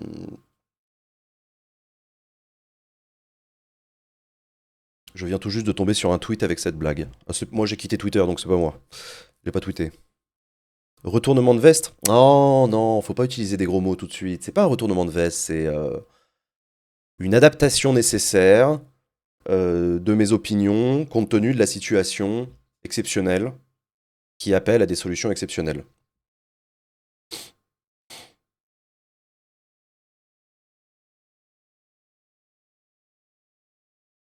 Voilà. C'est du pragmatisme face aux événements.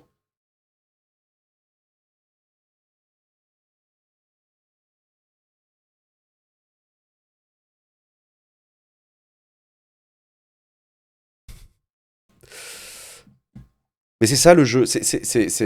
Au demeurant, bon, blague à part. C'est ça exercer le pouvoir. C'est ça exercer le pouvoir. C'est se confronter à ce genre de truc. C'est se retrouver dans des situations dans lesquelles bah, tes convictions voudraient que tu fasses pas ça, mais en fait, le réel t'impose de faire ça. Et t'en as pas envie, ça te fait chier, mais en fait, t'as pas trop le choix, et c'est nécessaire, et c'est mieux que rien, et c'est pas pire qu'autre chose. Et tu te dis que ce qui compte, c'est de sauver l'essentiel, pas l'accessoire, donc tu es prêt à faire des compromis. C'est la politique du compromis, à accepter de faire des compromis avec soi-même.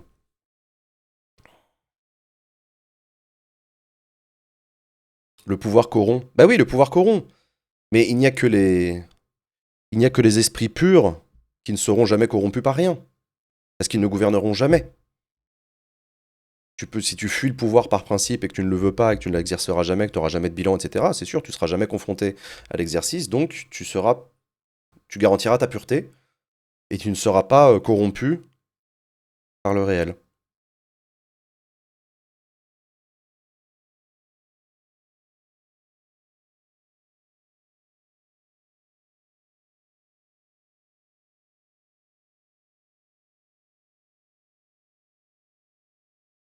Et le pouvoir, c'est difficile. Le pouvoir, c'est chiant. C'est le cas du RN, tu crois? Ah, le Rassemblement national a pour lui de ne pas avoir de bilan. Le RN n'a jamais gouverné le pays. Alors du coup, ils disent ah non non mais nous on a des idées, on a des projets, ça va être facile, vous allez voir, on va améliorer la vie des Français, etc. Ils ont été au pouvoir dans des villes, ils ont participé à des, ils ont été dans l'opposition dans beaucoup d'assemblées différentes. Ils ont été au pouvoir entre 40 et 45, leurs ancêtres. Mais pour autant, ils se présentent devant les Français vierges de toute compromission et de toute participation à un exécutif national.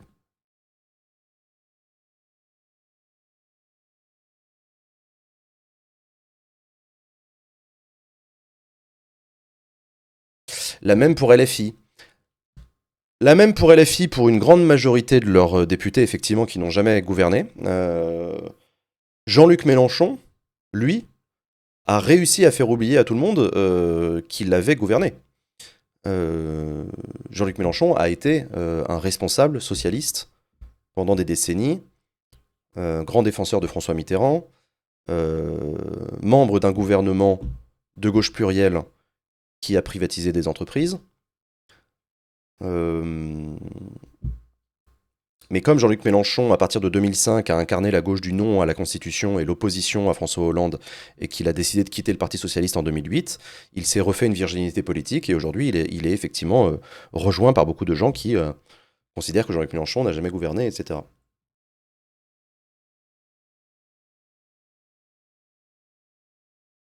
Le droit à l'oubli. Ouais.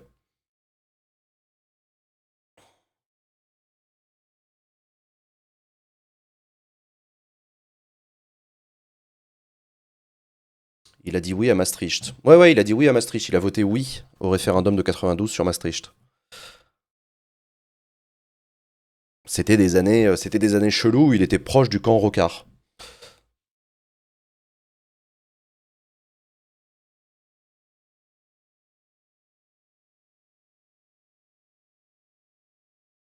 Hmm.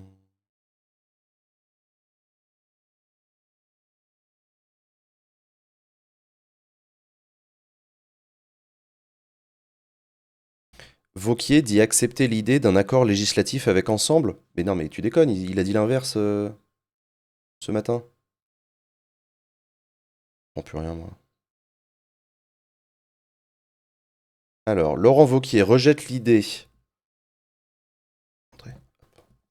Laurent Wauquiez rejette l'idée de coalition gouvernementale mais évoque de possibles pactes législatifs à l'Assemblée. Nous ne participerons pas à des coalitions gouvernementales, a tranché Laurent Wauquiez, le nouveau président du groupe LR à l'Assemblée nationale, dans une déclaration devant la presse, une déclaration qui clarifie la position de son parti, alors que certains cadres des Républicains ont tendu la main au camp macroniste, dont Bruno Retailleau et Xavier Bertrand.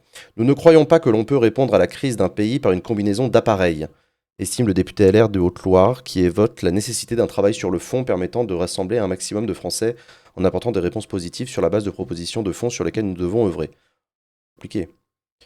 En ce sens, le possible candidat de la droite à l'Élysée en 2027 a décidé de rebaptiser son nouveau groupe politique qui s'appellera la droite républicaine, a annoncé le président de la région Auvergne-Rhône-Alpes. Les Français sont orphelins d'une offre positive, nous sommes très lucides, la droite républicaine n'est pas encore en mesure d'incarner cette offre, précise-t-il, estimant que nous devons tout rebâtir, tout reconstruire. C'est ce à quoi nous allons nous employer pour mettre en œuvre une nouvelle offre politique d'une droite indépendante, poursuit le ténor de la droite. À l'instar de députés de l'aile droite du camp présidentiel dont Benjamin Haddad, Mathieu Lefebvre, le président LR à l'Assemblée, a menacé de voter une motion de censure si le futur gouvernement comprenait des députés issus de la France insoumise. Pas étonnant ça. Tout gouvernement qui comporterait des ministres de la France insoumise fera l'objet immédiatement de notre part d'une motion de censure. Ok. Bah ça clarifie rien, hein. Ça clarifie rien. On a l'impression que Wauquiez il dit la même chose que Macron, c'est-à-dire il faut travailler à trouver des solutions d'ordre, de machin, mais pas de compromission, pas de coalition, un travail texte par texte. Ok, très bien.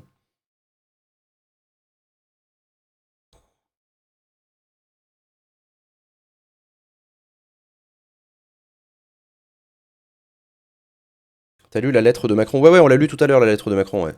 Ouais, ouais, on l'a lu.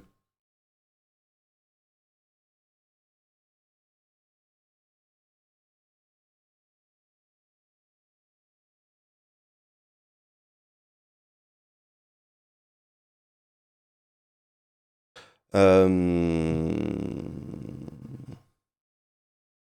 Elle dit quoi la lettre? Elle dit rien.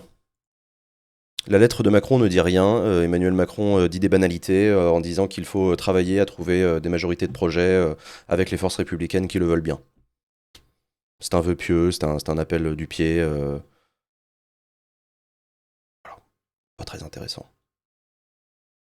Honnêtement, c'est pas très intéressant.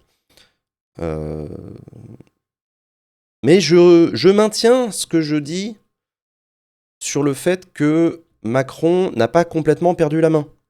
Macron n'est pas en situation de cohabitation à l'heure actuelle. Macron a un groupe de 140, 150 députés à l'Assemblée nationale,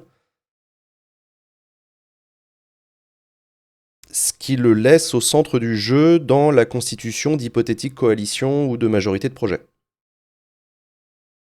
Autrement dit, si, admettons, Clémence Guettet est nommée Première ministre, Emmanuel Macron ne sera pas en situation de cohabitation. Ou pour être plus précis, il sera dans une vraie cohabitation, puisqu'il aura du pouvoir, et notamment le pouvoir de faire échec au gouvernement. Donc il a un poids politique non négligeable. Pas suffisant pour gouverner, mais non négligeable. Est-ce que Macron va faire la traditionnelle interview du 14 juillet? Il sera forcé de parler un peu plus dans une lettre. Je suis d'accord avec toi d'effet 14, j'aimerais bien que Macron s'exprime le 14 juillet. Il ne l'a pas fait les dernières années, dans des contextes de guerre en Ukraine, etc. Donc on verra. Emmanuel Macron n'a pas l'obligation de donner une interview le 14 juillet. Il l'a pas toujours fait. Avant, c'était plus ou moins une tradition.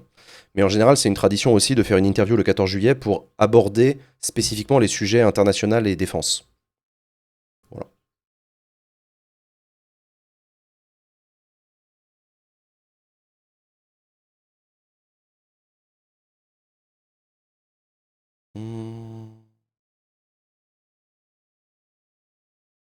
Est-ce qu'un député peut changer de groupe au cours d'un mandat? Oui, bien sûr. Est-ce que c'est possible que Sacha Houlier rejoigne le NFP? Non. Le NFP est un accord de coalition entre des partis politiques pour des élections législatives. Le NFP à l'Assemblée nationale fera l'objet d'une sorte d'intergroupe, puisqu'il y aura plusieurs groupes de députés, insoumis, communistes, écologistes, socialistes, qui vont travailler en intergroupe parce qu'ils sont une coalition. Mais Sacha Houlier, a priori, ne va pas rejoindre cette coalition de groupe. Sacha Houlier, s'il forme un groupe de députés sociaux-démocrates issus de la Macronie, serait un allié potentiel du NFP, avec ou sans LFI, je ne sais pas encore, il faudrait clarifier ça. C'est con qu'il n'y ait plus Backseat, hein. Putain, on aurait pu inviter Sacha Houlier et lui poser la question. Alors, pour vous, ils sont d'extrême gauche? Ils sont infréquentables, les LFI?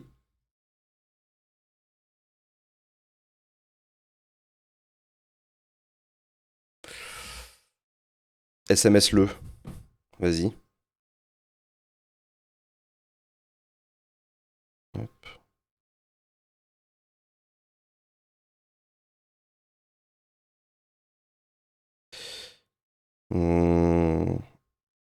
Hello Sacha, bravo pour ta réélection.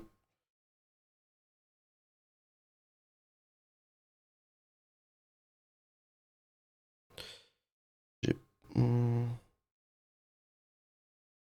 j'ai plein de questions sur ton initiative.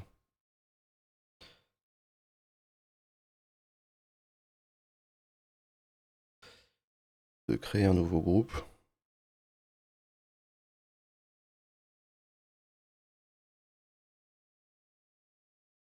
Tu rejoindrais le NFP. Hop. Bien à toi. Jean. Voilà. Le texto à Sacha Houlier. Pas sûr à me répondre. Je pense qu'il a pas que ça à foutre en ce moment.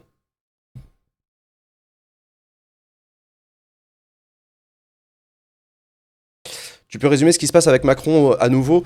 Bah, il semblerait qu'Emmanuel Macron soit en train de manœuvrer en vue d'un gouvernement minoritaire qui comprendrait les macronistes et la droite.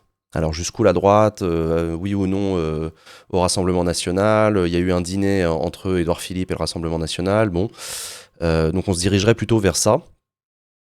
Et en même temps, Emmanuel Macron a écrit une lettre aux Français dans la presse quotidienne régionale aujourd'hui, qu'on a lu tout à l'heure, et qui dit pas grand-chose, si ce n'est qu'il faut œuvrer à trouver des majorités au sein des forces républicaines, blablabla.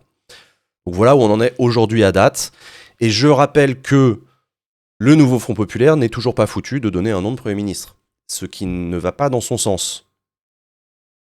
Le nouveau Front Populaire serait bien inspiré de dégainer vite un nom de Premier ministre et une formation gouvernementale pour tordre le bras à Macron et le forcer à les nommer.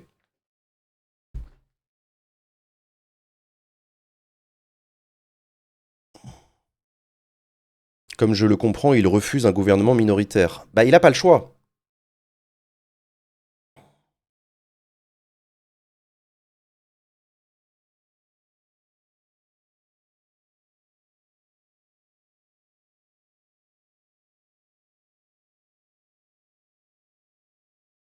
Hmm.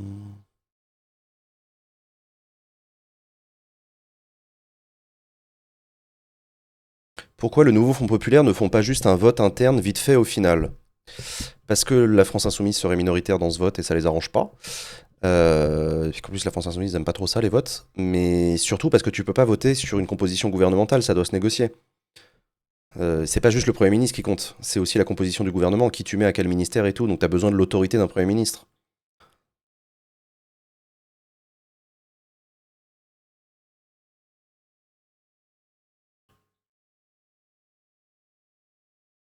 Donc,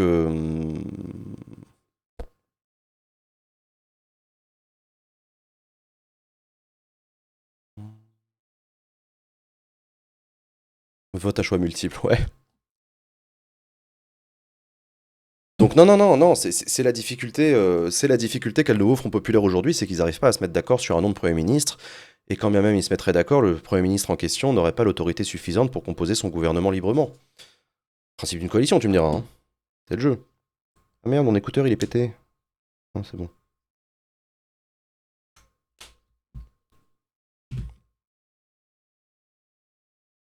Bien trop de paramètres pour la gauche, ça discute trop. Bah ouais, ouais, ouais, et ça va pas s'arrêter, hein.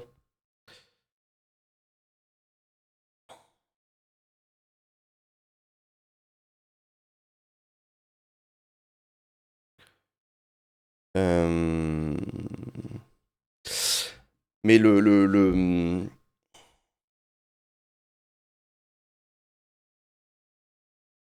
Non, mais ouais, enfin, le choix du Premier ministre reste une difficulté pour nos mouvements populaires qui l'empêche de peser concrètement, quoi.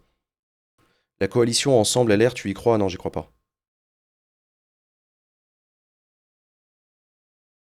Le problème de la gauche, c'est que derrière se joue le leadership pour la prochaine présidentielle. Semble-t-il, oui, tu as raison. C'est un enjeu.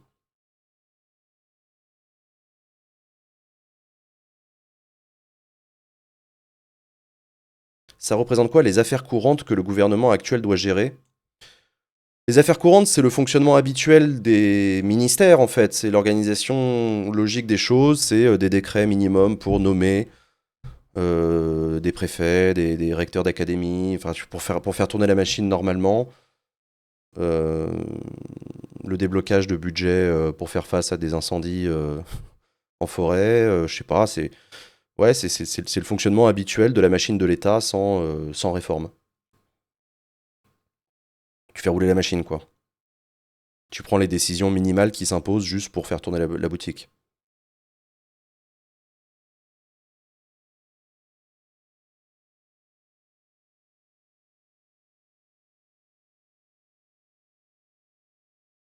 Tu penses sous quel délai on pourrait connaître le nouveau Premier ministre? Je pense qu'on connaîtra le nouveau Premier ministre. En tout cas, attends. Je pense qu'on connaîtra le nom du nouveau Premier ministre proposé par le nouveau Front populaire ce week-end ou en début de semaine prochaine. Est-ce que Macron va le nommer Premier ministre tout de suite? Je sais pas. Donc je pense que la semaine prochaine, on en saura plus. Est-ce que c'est possible que Macron laisse Attal Premier ministre jusqu'à l'automne? Oui, c'est possible. C'est possible que la situation mette du temps à décanter et qu'Emmanuel Macron souhaite maintenir Gabriel Attal pour assurer la continuité pendant la période des Jeux Olympiques, par exemple. Ok, très bien, à ce moment-là, c'est pas grave, ça décale juste le problème à septembre prochain, quoi.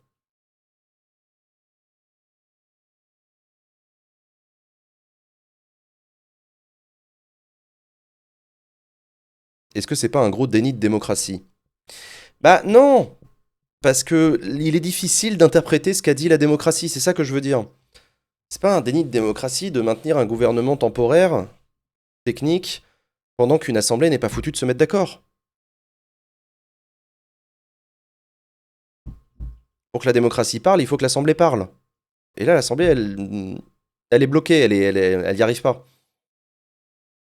Donc pour l'instant, le maintien de Gabriel Attal au pouvoir n'est pas un déni de démocratie. C'est une décision technique prise par le président qui de toute façon n'a pas mieux, en fait.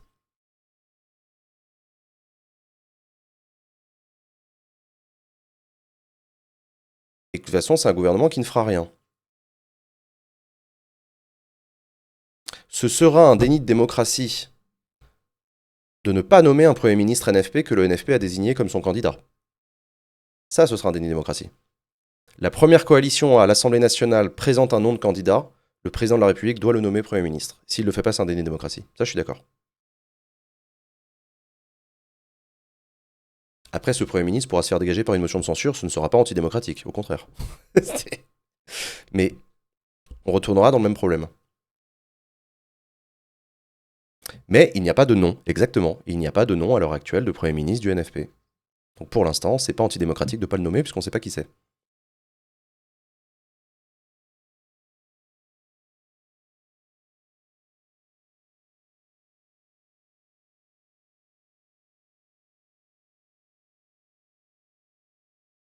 Comment fonctionne les motions de censure? Ah, il n'y a rien de plus simple qu'une motion de censure, hein. C'est un texte à la con qui fait une page et qui dit nous censurons le gouvernement. Il est soumis au vote des députés. Et s'il y a une majorité absolue des sièges qui votent la motion de censure, alors le gouvernement dégage. Voilà, c'est bête et méchant.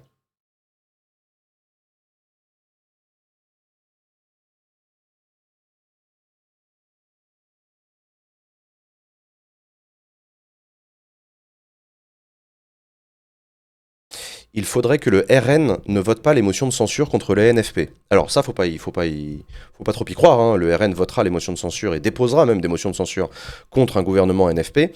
En revanche, l'enjeu, c'est sur les macronistes.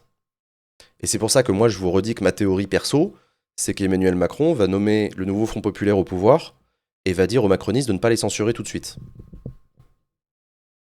Et de peser dans les négociations en faisant le jeu des amendements. Voilà, c'est ça qui va se passer.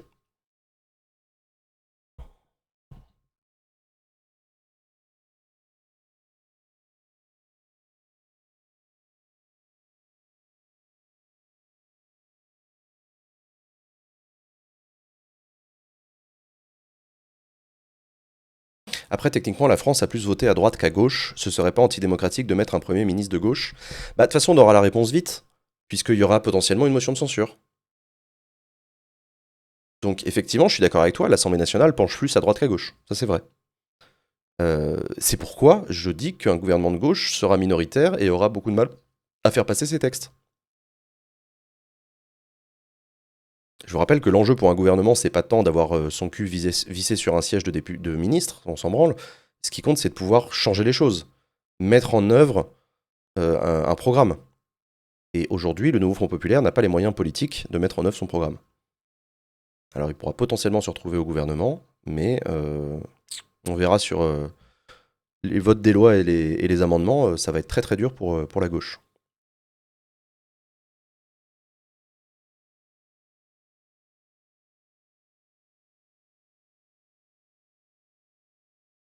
Et il passera clairement pas le vote du budget en 2025. Ça, le vote du budget, ça va être compliqué.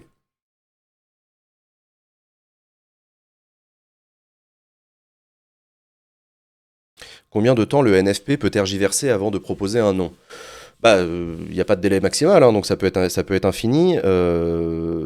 Les engagements qui ont été pris par les leaders du nouveau Front Populaire, c'est qu'on aura un nom de Premier ministre d'ici la fin de cette semaine ou le début de la semaine prochaine. Je crois que c'est Olivier Faure qui a dit ça. Très bien. Ok, on attend. Merci Talion, qui offre 10 subs. Merci beaucoup. Est-ce que les ministres participent au vote de la présidence de l'Assemblée? Non, les ministres ne votent pas à l'Assemblée nationale, ils sont membres du pouvoir exécutif, pas du pouvoir législatif. Euh, Donc on verra si Macron va jusqu'au bout de sa douille et décide de nommer un Premier ministre de droite en comptant sur une abstention des RN. Ce qui serait, à mon sens, antidémocratique. Bah, je pense qu'il faut faire les choses dans l'ordre. D'abord, on nomme le NFP au pouvoir et ils sont dégagés par une motion de censure. Et ensuite, on nomme un mec de droite en espérant qu'il se fasse pas dégager par une motion de censure, mais il se fait quand même dégager par une motion de censure. Et dans un troisième temps, eh ben on nomme un gouvernement technique parce qu'on n'a pas le choix, on a bien vu que les deux marchaient pas.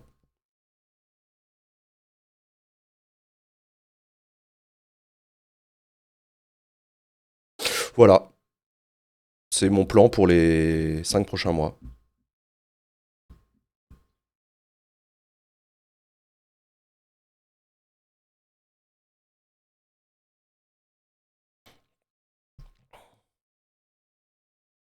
Hum, Gouvernement technique, ça sera du camp Macron du coup. Non, gouvernement technique, ça sera un gouvernement de hauts fonctionnaires. C'est-à-dire des personnes qui ne représentent rien politiquement et qui de toute façon ne sont là que pour expédier les affaires courantes. Et l'Assemblée constituante n'est toujours pas une solution au problème. Toujours pas.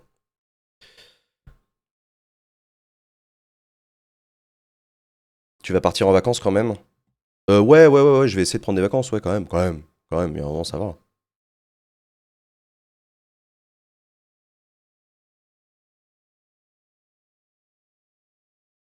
Hmm. Est-ce qu'il y aura des accords par texte selon toi? Possible, mais ça va être compliqué, hein. Pour réussir à mettre d'accord les macronistes et le nouveau Front Populaire sur des textes. Ouais, des textes comme la fin de vie, par exemple, ok, ça, pourquoi pas. Mais bon, c'est pas structurant pour le pays, hein.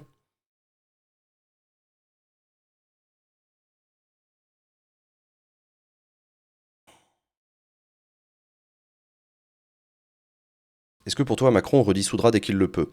Ça dépend. Ça dépend de comment ça fonctionne pendant un an. Si c'est inextricable et que c'est le bordel et qu'on n'arrive à rien, oui, il faudra, contraint et forcé, redissoudre, au risque d'avoir le même problème.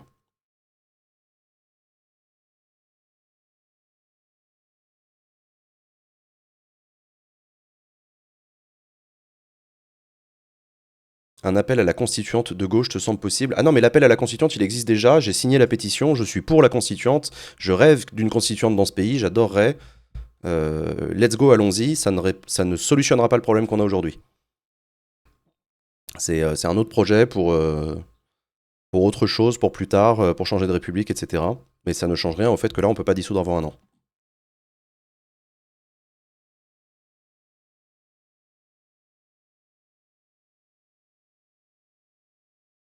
C'est quoi une constituante? Une constituante, c'est une assemblée qui peut être élue ou tirée au sort, ça dépend, qui n'a pour mission que d'écrire une nouvelle constitution. Voilà, c'est ça une constituante, comme son nom l'indique. Changer de république.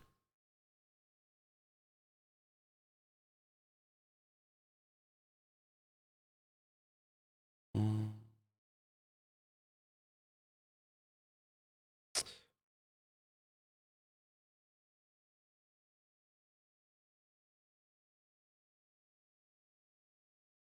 Macron pourrait garder son gouvernement temporaire jusqu'à la prochaine dissolution. Non, je pense qu'il va bien falloir au bout d'un moment qu'il nomme un Premier ministre, hein. On peut pas continuer avec Gabriel Attal éternellement, hein. Gabriel Attal, il peut faire tampon pendant quelques semaines, quelques mois, et à un moment, il va quand même falloir nommer quelqu'un.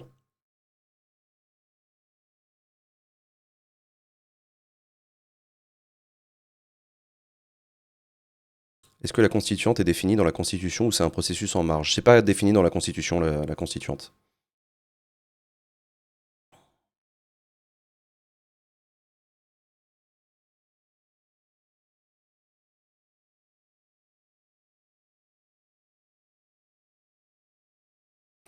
Euh,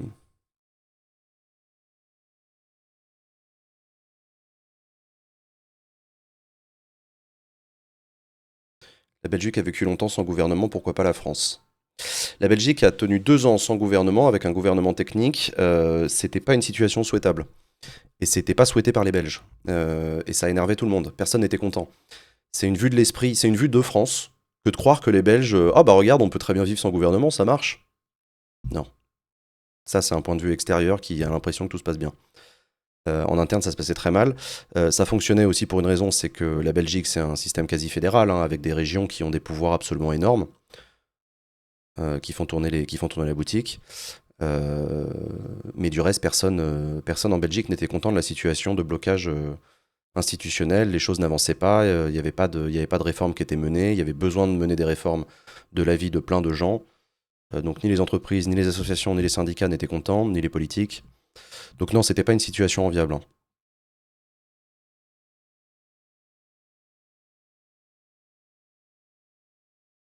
Et heureusement que les collectivités locales faisaient tourner la boutique pendant ce temps-là. C'était que au niveau fédéral que ça bloquait.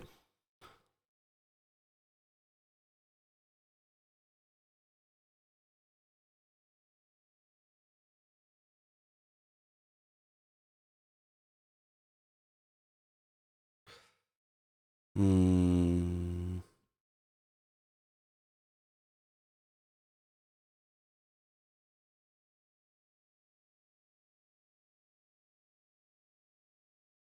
Est-ce que Macron peut utiliser l'article 16 en prétextant le blocage du pays? Non, parce que l'utilisation de l'article 16 est soumise à l'appréciation du Conseil constitutionnel qui sera forcé de constater que le pays n'est pas en situation de pouvoirs exceptionnels et que donc Emmanuel Macron n'a pas le droit de prendre des décisions avec l'article 16.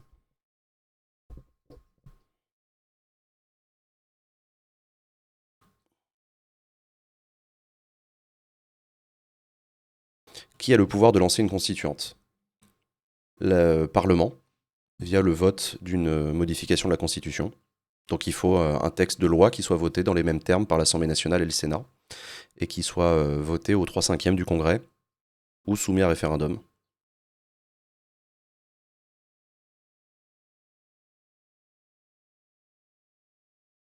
Donc,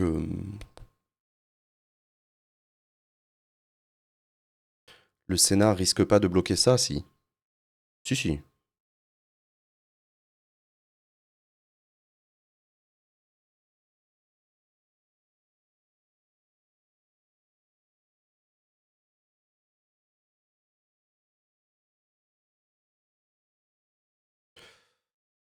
Euh,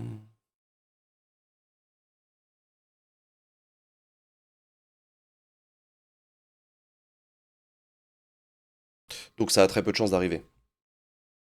Donc ça a très très peu de chances d'arriver.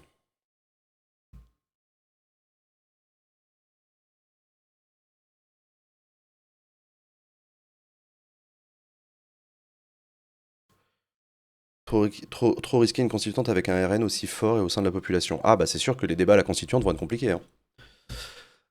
S'il y a une constituante un jour. Clairement. Les amis, il est 17h46. Moi, je vais m'arrêter là. Putain, c'est trop bizarre. Il y a eu Backseat hier soir. J'ai l'impression qu'on est en week-end, mais pas du tout. On est au milieu de la semaine. Hop. Et j'ai une réunion dans 10 minutes. Merci les copains. Passez une bonne soirée. Je sais pas si je fais un live demain. Peut-être. On verra. Merci à toutes et à tous. Passez une bonne soirée et à tout bientôt. Salut tout le monde. Ciao, bye bye. Merci encore.